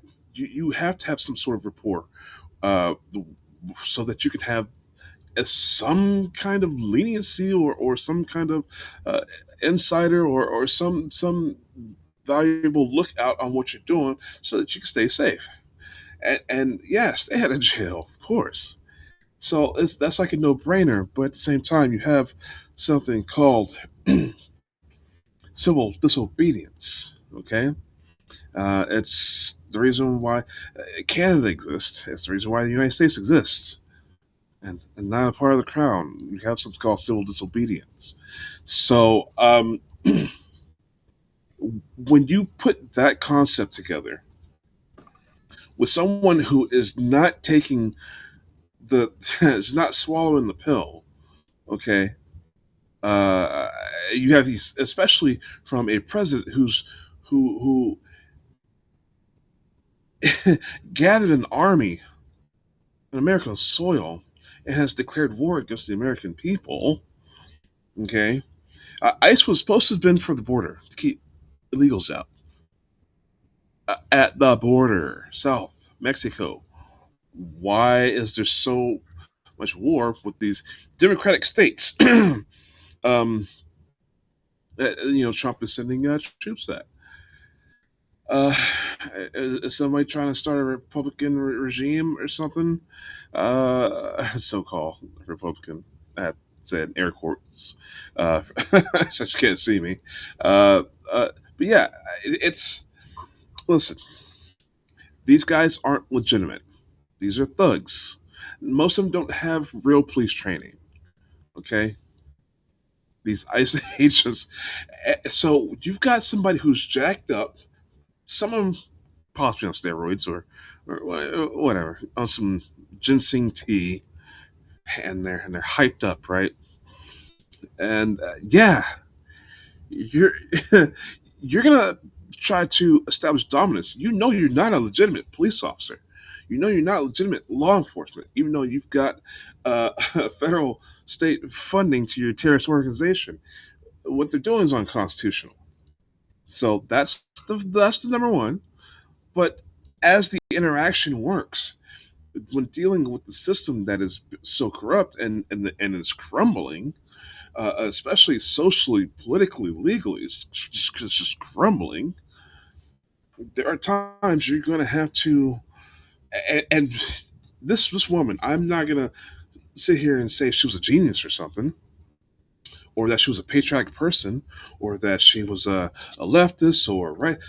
I know she was in a situation faced with this level of corruption and having her mate, her life mate, and her child in the car with her, and her life mate is screaming at her, drive, drive. Not hit the officer, not kill the officer, just drive. And this person did what they could in that moment, I believe. She was charged up. She had a decision to make. She made one. Now, on the other side of that, yeah, you got these juiced up hamheads that they're just there to establish dominance. They're not after criminals. It's just a political play of force. Okay, that's if you bare bones take all the meat off this bare bones. Okay, now if you had a just or trained police force right there in that instant, or throughout ICE anywhere, who hold to that oath of protect and serve. Listen, I have watched many car chase videos. I was basically raised on this stuff. I Cops used to try to disable a vehicle first before taking someone's life, and it used to be that way in the movies too. That the cop is the hero.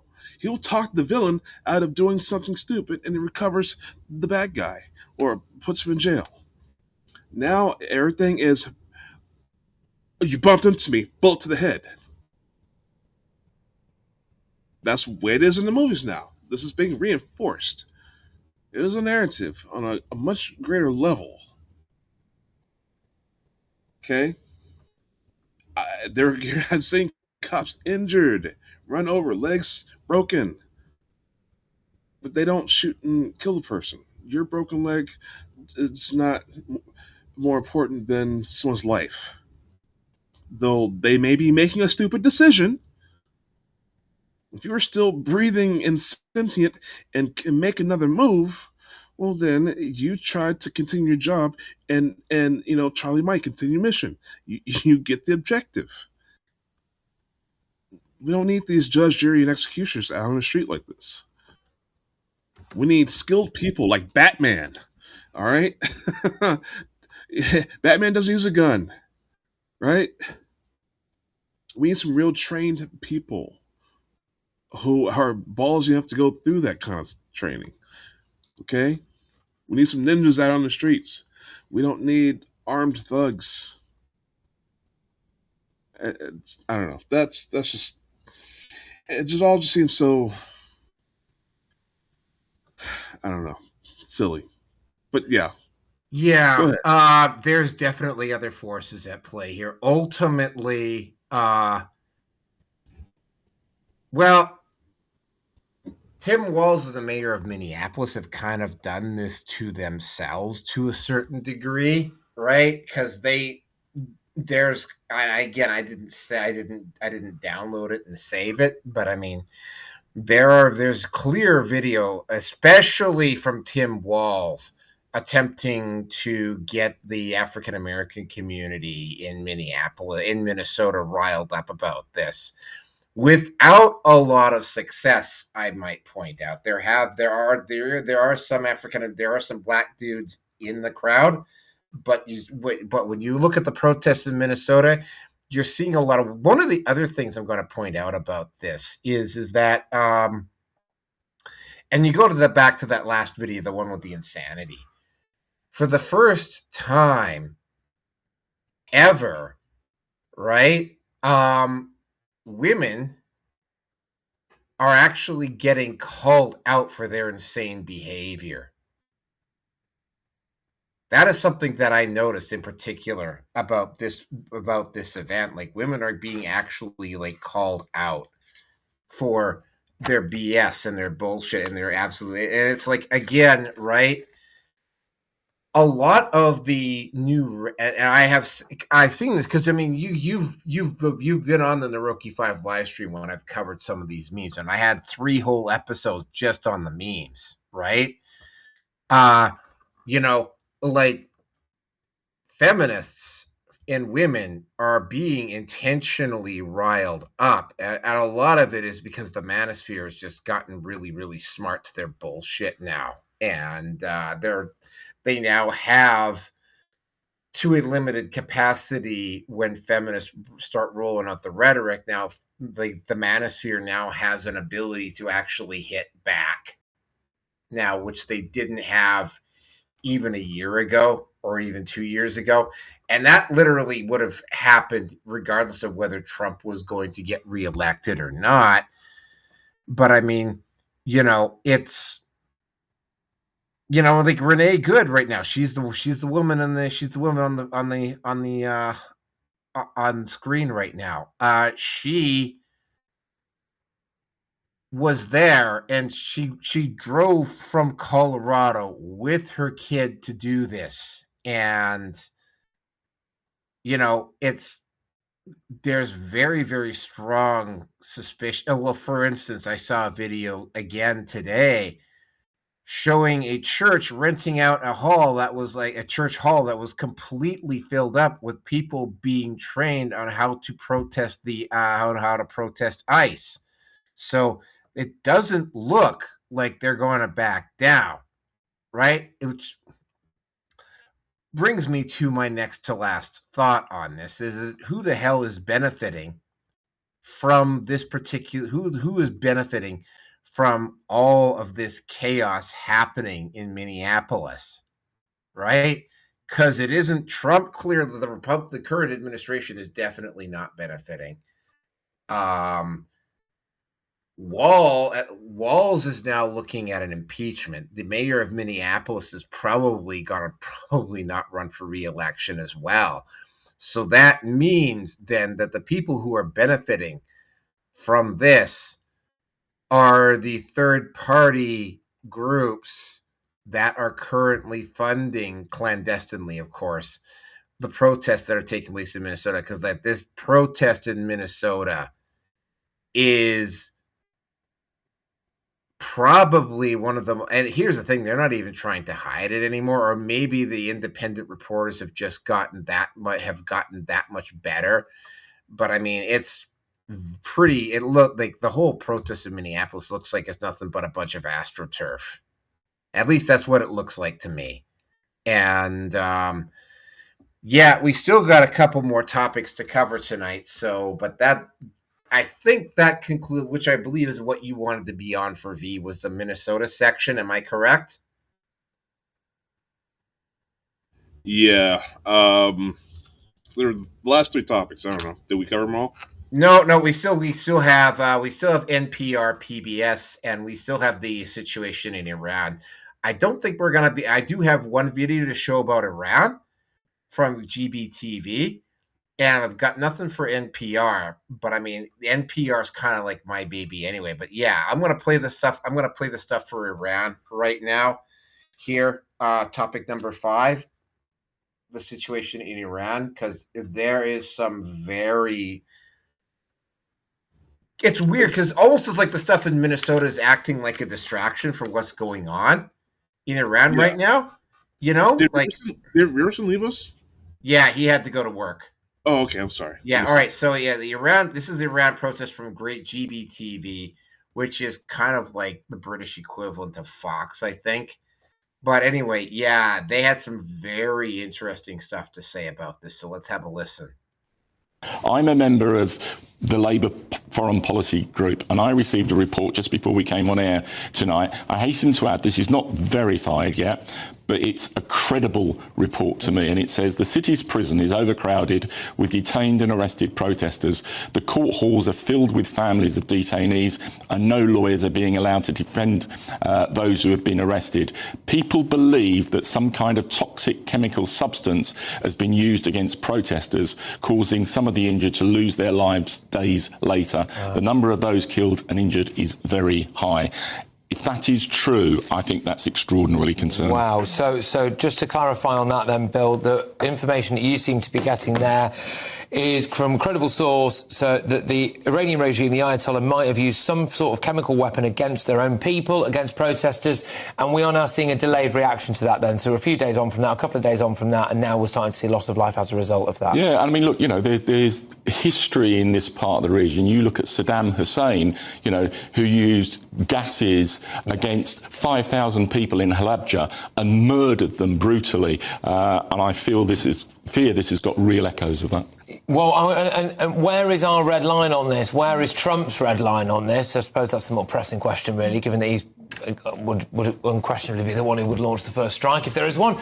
You know, if this is true, no reason to doubt it. If this is true, that chemical weapons have been used on the Iranian people by the regime, I think all of that might be the sign to do something. But the key question is, what do you do?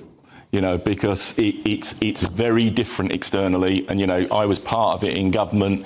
Foreign interventions sometimes have adverse consequences. Yeah, I just think it's just got a nightmare written all over it. And the thing is, if Trump goes in, you know, are we looking at what are the consequences? Are we looking, you know, it's very, very volatile in the Middle East in so many aspects of the Middle East. Are we looking at, you know, a monumental escalation towards World War III? I don't know. It's terrifying. And what upsets me, and I think we always need to remember that in the middle of all this are people and families and kids, and you know, it's just heartbreaking. It really is heartbreaking.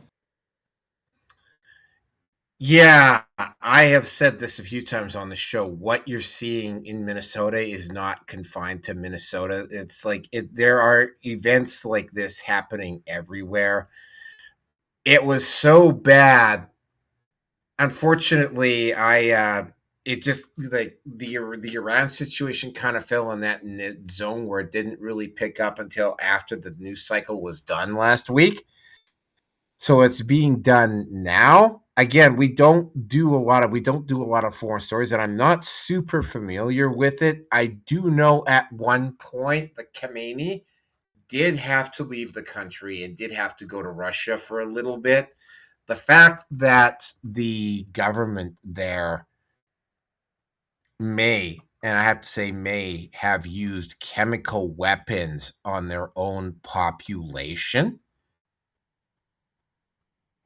When a country reaches the point where they have to start using chemical agents against their own population to stay in power, regardless of whether, and by the way, I have not ruled out that it might just be much like how that thing in Minnesota is astroturfed. I am not going to rule out the possibility that the U.S. and Israeli government have done the exact, because U.S. has done it in Iran before, that this whole thing might just be astroturf. But the thing about what's different with what's going on in Iran versus what's going on in the U.S. is that apparently the situation in Iran is happening everywhere. It's not just in Tehran. Like, it's happening like all over the country, which would explain why the Iranian government got so scared that they chose to have to start using chemical agents on their own people. Now, I posted this up earlier. Allegedly, these are bodies of Iranians that have died in the protest via chemical weapons. And I'm just going to leave that up there just for another second or two before I go back.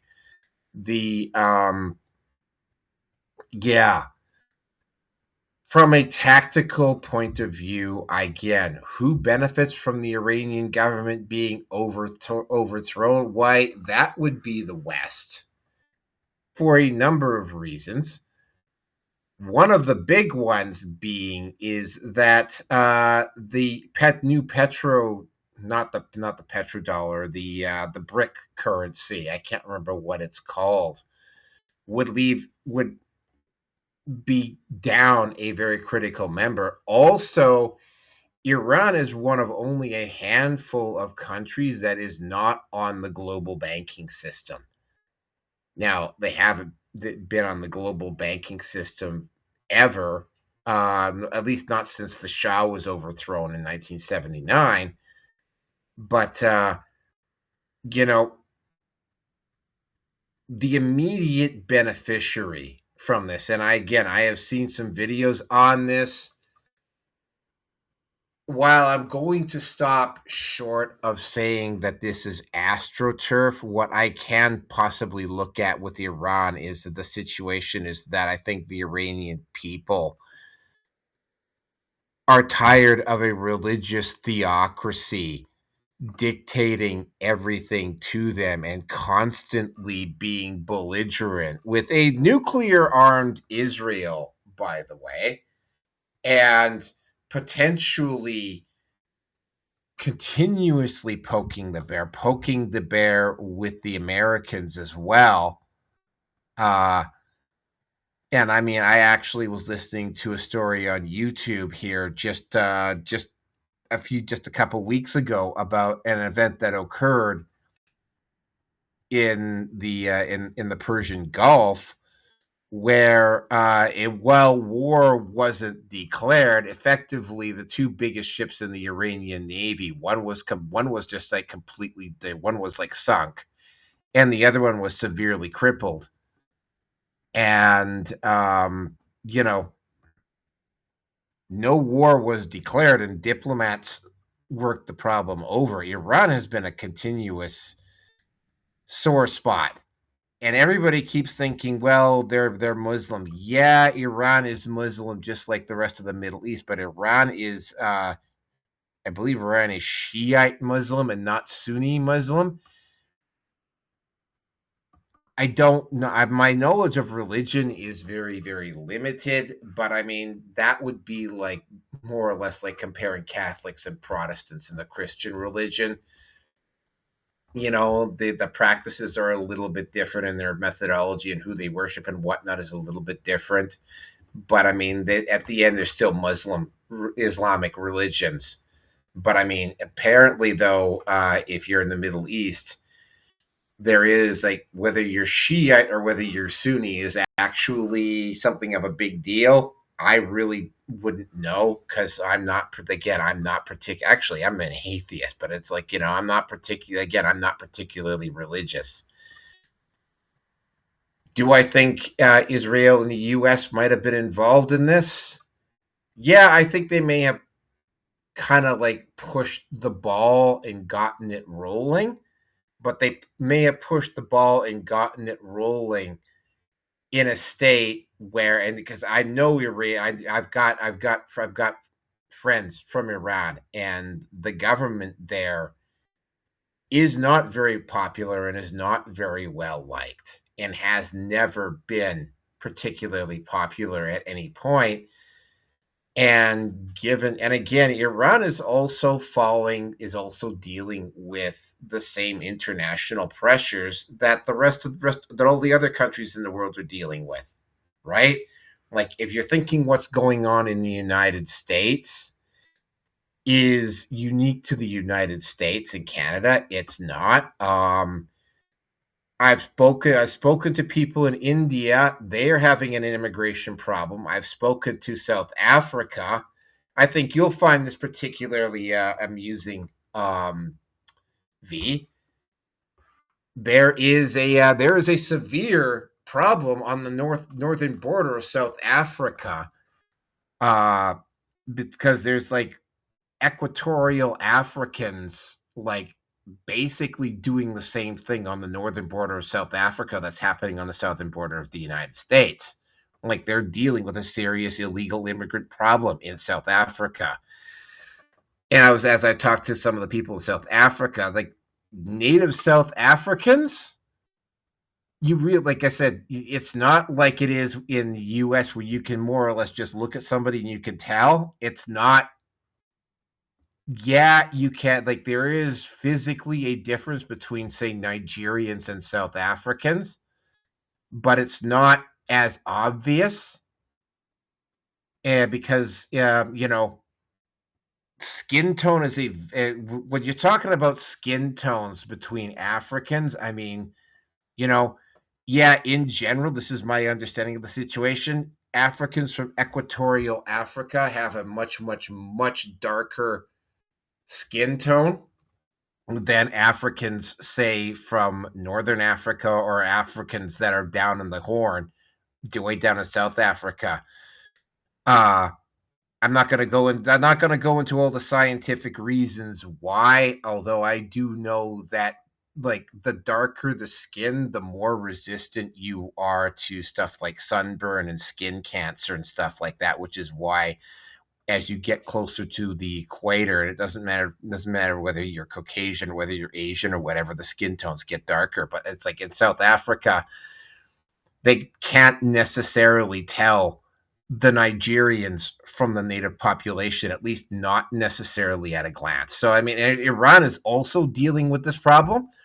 My understanding is because they've got two countries, Uzbekistan and Afghanistan, on their eastern borders, where they too have very, very bad, especially Uzbekistan, I believe, was one of the most restrictive, one of the most tyrannical governments on the planet. I'd say probably not as bad as North Korea, but pretty goddamn close. So they too are also dealing with a refugee problem. So, yeah, it's eerily similar, but also different. But I mean, yeah, the fact that they're having to use potential chemical agents on their own population, if you're at that point where you're having to use chemical agents on your own population, yeah, your days are probably numbered, right? Because it's like you might be able to keep Iran is not China. You might be able to keep some of your citizens under gun, but I mean, Iran does not have the same level of security along its borders that China does. So yeah, very disturbing, and I think the situation in Iran requires a lot more monitoring. And with that, I'm going to turn it over to V.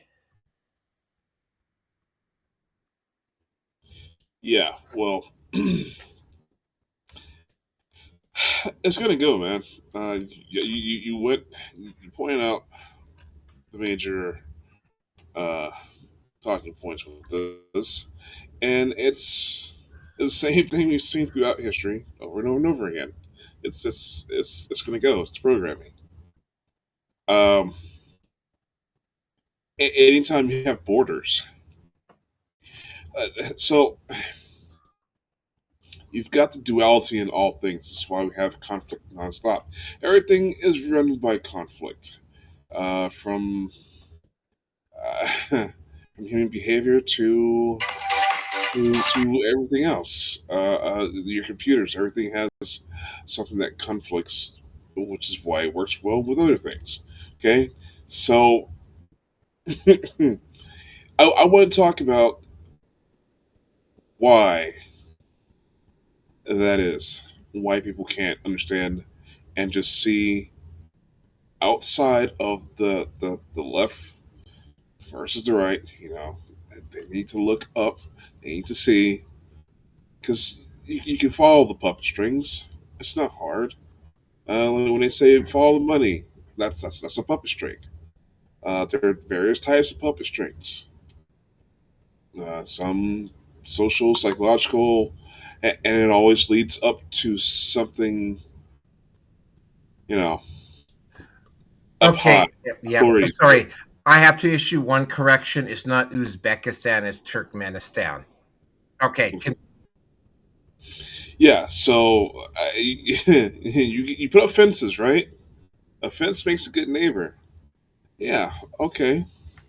It also makes a jealous neighbor, maybe an adulterous neighbor, maybe a killer neighbor. So you're gonna have these conflicts. You put borders in between people. This is a science they learned. The colonizers learned. You put these arbitrary lines that in the ground that split tribes in half, squash enemy tribes together, and you make these countries out of it, and it helped to destroy a lot of Africa. So these things, you're gonna have immigration problems until every border has fencing and walls. You're gonna have migrations of humans. It's kind of what we do. It's kind of what life does. Uh, whether it's illegal or not, you know, whatever. These are human concepts on something that happens in nature. And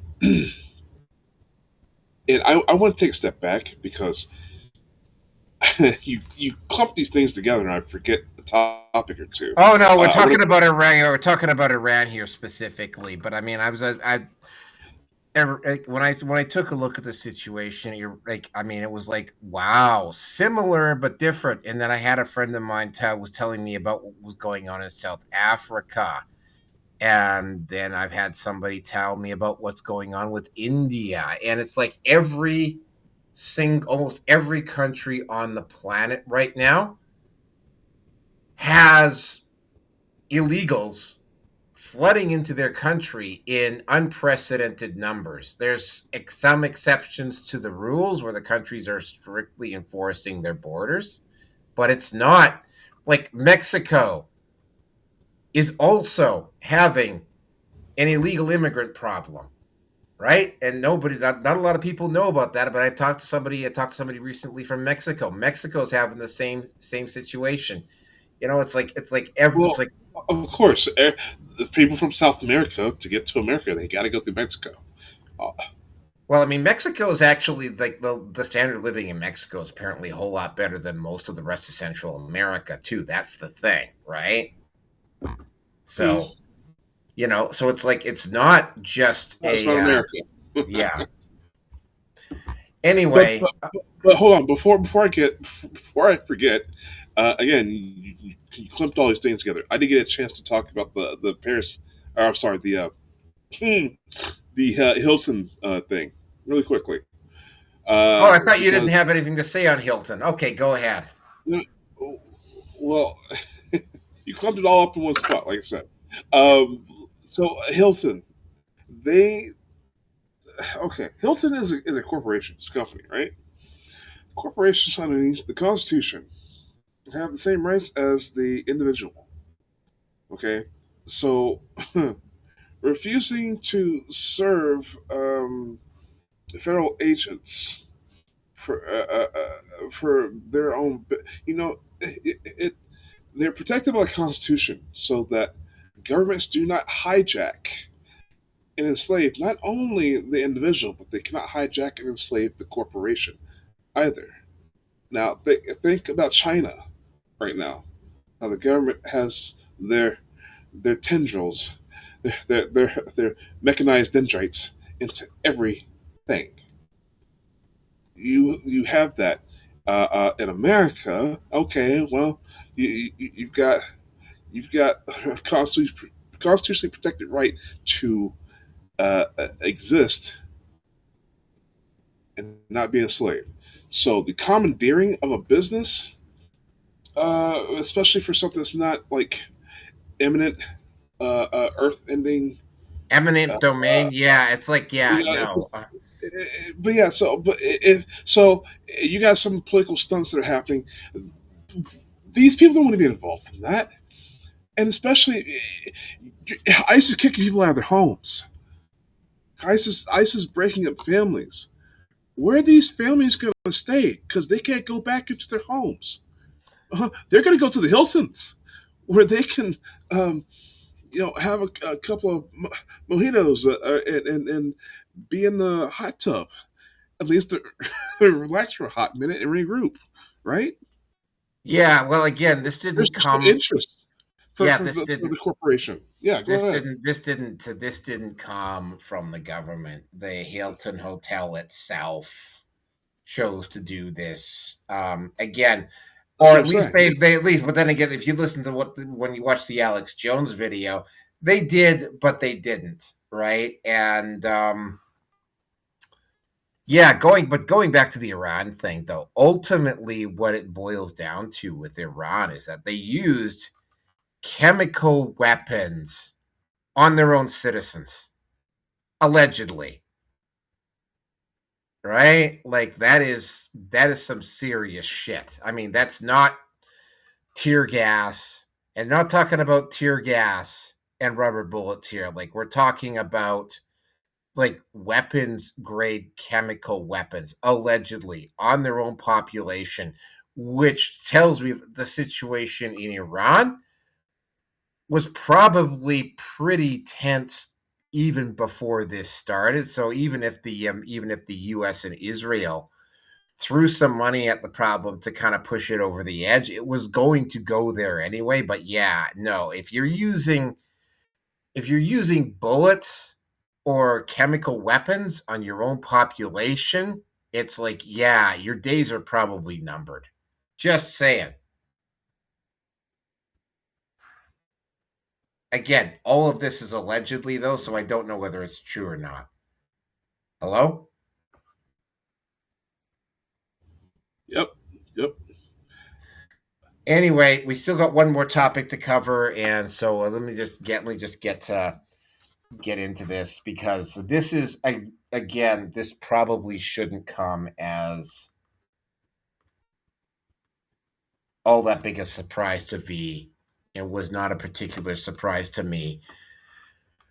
PBS and NPR are getting their funding, federal government funding, cut off. I can't honestly say I'm all that surprised. I haven't listened to NPR radio. Like, I think I can count the number of times on one hand that I've listened to NPR radio over the years. PBS, at one point, was my TV station of choice, right? They talked about international news, Nova, Paleo World. Now, Paleo World was discovered. Nova, Frontline, a lot of their dramas and that sort of thing. And also, and this is just a personal thing, they were the TV station that would play play the BBC stuff, like back when BBC was actually entertaining. Back when Doctor Who was actually like entertaining, right? And they also, I'm gonna have to go looking for it here. I've got all 9 seasons of Red Dwarf somewhere, which I will probably have to upload at some point because that's just the way I am. PBS had a lot of interesting content over the years, and yeah, I was very familiar with the Noam Chomsky statement about PBS, about it being the petroleum broadcasting station, right? And when I read, or when I actually, well, first of all, I watched the video of Manufacturing Consent, and then when I read the book, it was like it became really obvious. So yeah, PBS was never an unbiased source of news, but they were bad. They were light years better than Fox or CNN once upon a time. And like I say, I don't have a lot of experience with NPR, but I'm going to have to assume that NPR was also that way.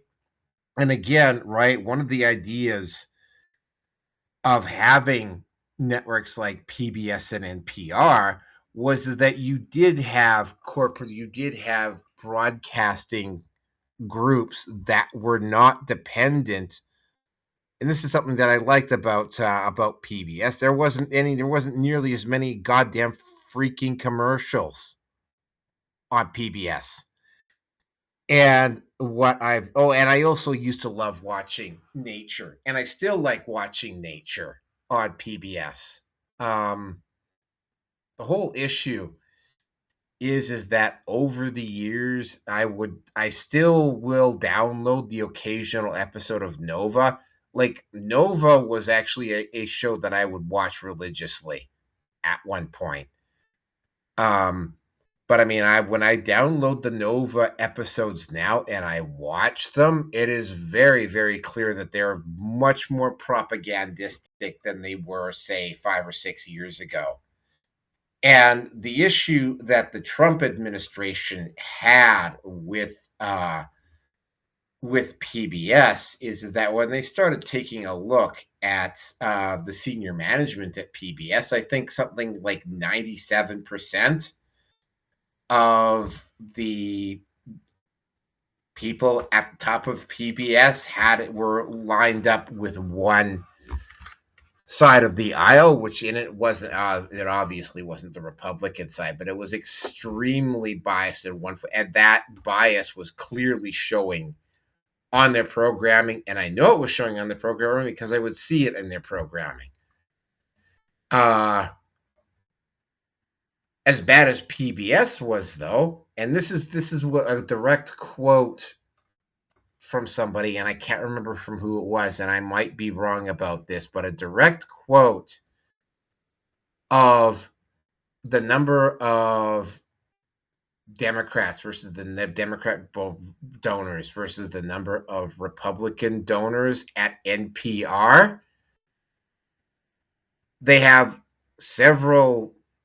Well, they've got dozens and dozens because, again, NPR is spread out across the country. A PBS was around 90 to 95%, I think, but NPR, they've got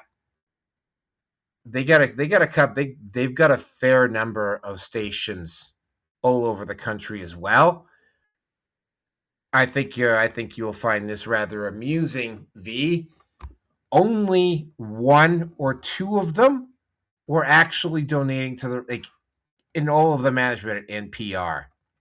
Like, only 1 or 2 of them were actually Republicans.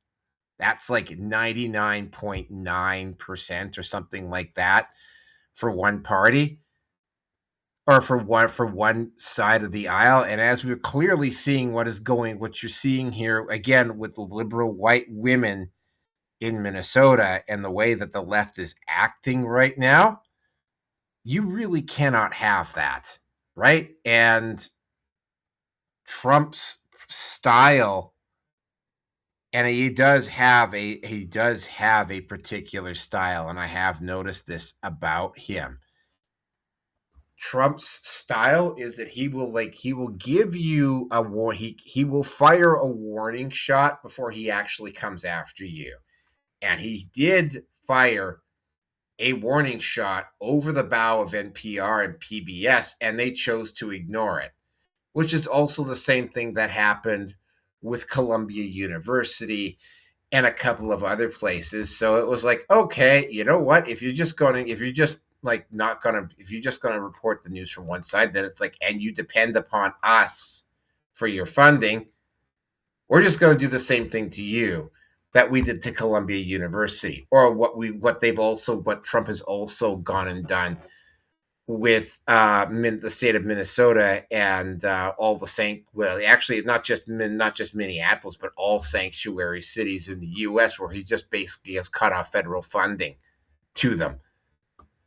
And that's effectively what he has done with PBS and NPR. Now, PBS.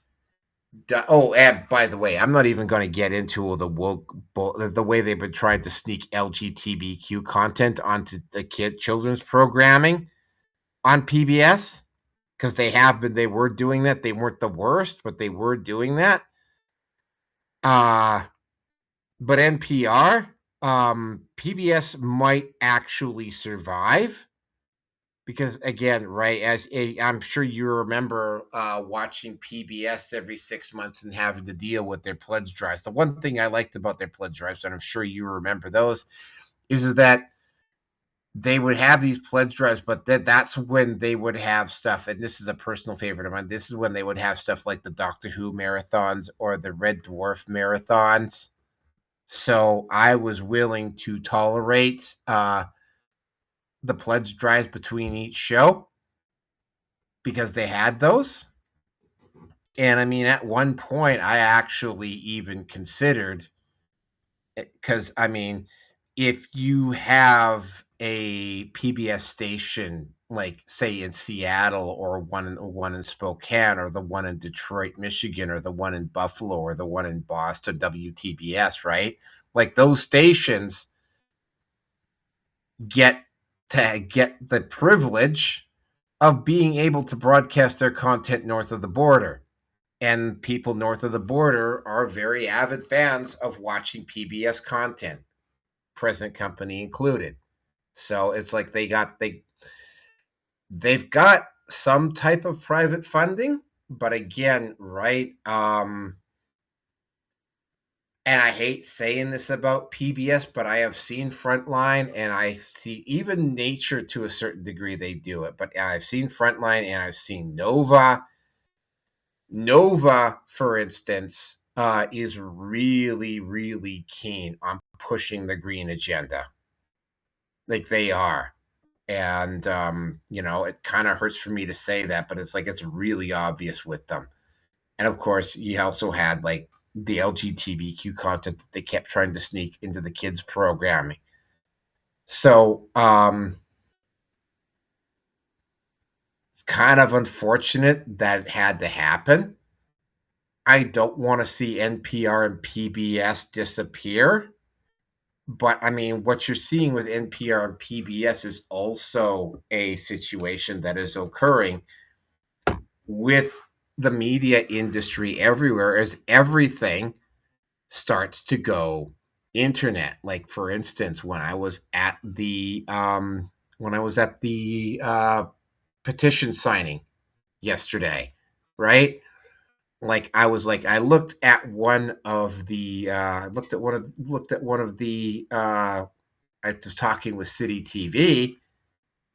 And what I told at City TV is like, yeah, because I mean, I was definitely not going to do CTV or CBC or Global. I wasn't going to talk to those guys, but City TV, they couldn't use. I didn't allow them to film me, but I did allow them to record me. And one of the things I pointed out to them is like, it's like, yeah, you know what? It's like you guys got to really you guys got to get yourself together here, right? Like, you can come in here and you can say whatever you want to about about the petition signing.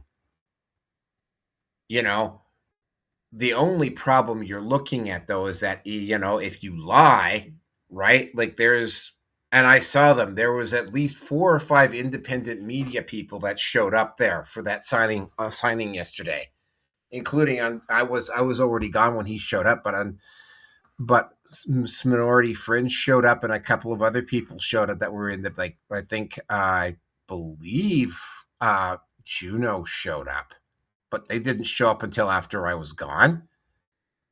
But so it's like, if you continue to lie, like, it's going to catch up to you. Also, what, like, this either has happened, and we covered this when on the year at the start of the year show, the advertising revenue for the online media has now either equaled or exceeded what the mainstream media is getting. So it's like, and that's exactly what happened. And I will be covering that for 477, right? Not global, but CTV lied, and they got caught in a lie after the fact, right? Because I was there for that event. And again, I'm not going to go into too much details, but there were 2 lines at that event, and both lines were 2.5 hours long, right? And the line, when I got into it, and I got into it fairly early in the morning, I'll be covering this again with 477. By the time, it took me about 2.5 hours to get apt to actually sign the petition, and by the time I left, the line was even longer than when I had joined it. And it took me about 2.5 hours, so I didn't get a chance to leave there till almost 1, right? And there were 2 lines at that event at Rundle Park that were going on, right? And the CTV went in, they did a couple of interviews, but they got caught lying. And, that's the issue that's going on. Except, of course, unlike CNN or MSNBC, and by the way, Fox, I'm not going to just simply give Fox a pass on this. I've seen some Fox content, man. I think you'll agree with me, V, that they're definitely a little bit rah-rah Trump. I don't think I'll get any disagreement with you out of that one about that. Yeah, probably not. But hey, I do have to go. Okay, so yeah, all right. So yeah, I'm done talking. Wrap it up, and then I'll just take it. I'll just do the closeout. So if you have any comments to make them, and then we'll just close it out. Yeah, no, just you gotta be able to look at things from more than your own perspective. Try to do the math, because things are half math, half science, and you gotta be able to at least do one of those, right? Take a look at the other side. So much rage and hatred and vitriol building up a lot of people's fear. And again, that's just how they control us. Yeah, everybody says that. Yeah, but it's true. So, you gotta be on top of your game, I guess. I don't know. Don't be manipulated. Make up your own mind. There you go. All right. Thank you very much, V. All right. Thanks. If you want to leave, you can leave. For those of you who are not concerned, I am, because I should have done this right at the start of this show. I am going to put the banner down below. That is my Patreon. For those of you who don't know, I am at, in order of size, I am at Rumble, BitChute, Odyssey, MGTOW TV, Brady on YouTube, Kick, and Twitch. My combined moat on this, and I'm hoping to get over that line very soon. I am currently at a combined moat of 999 subs. Hilton on all Hotels of these just declared war on America, declared war on our very sovereignty, our very existence. If big corporations are allowed to not render services. So there's that to deal with as well.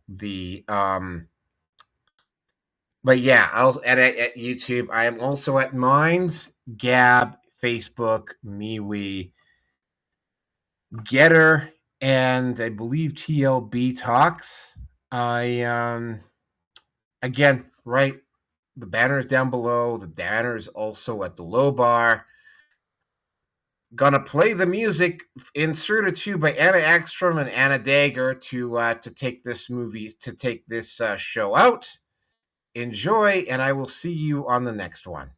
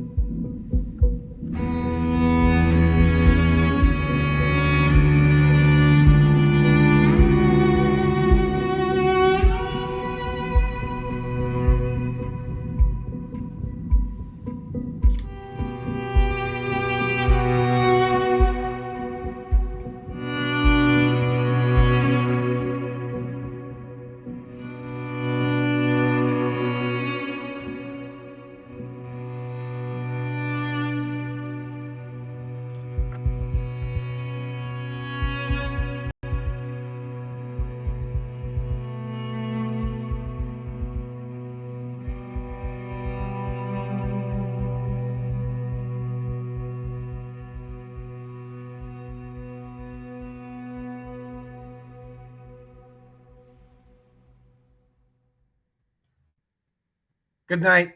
We'll see you on the next one.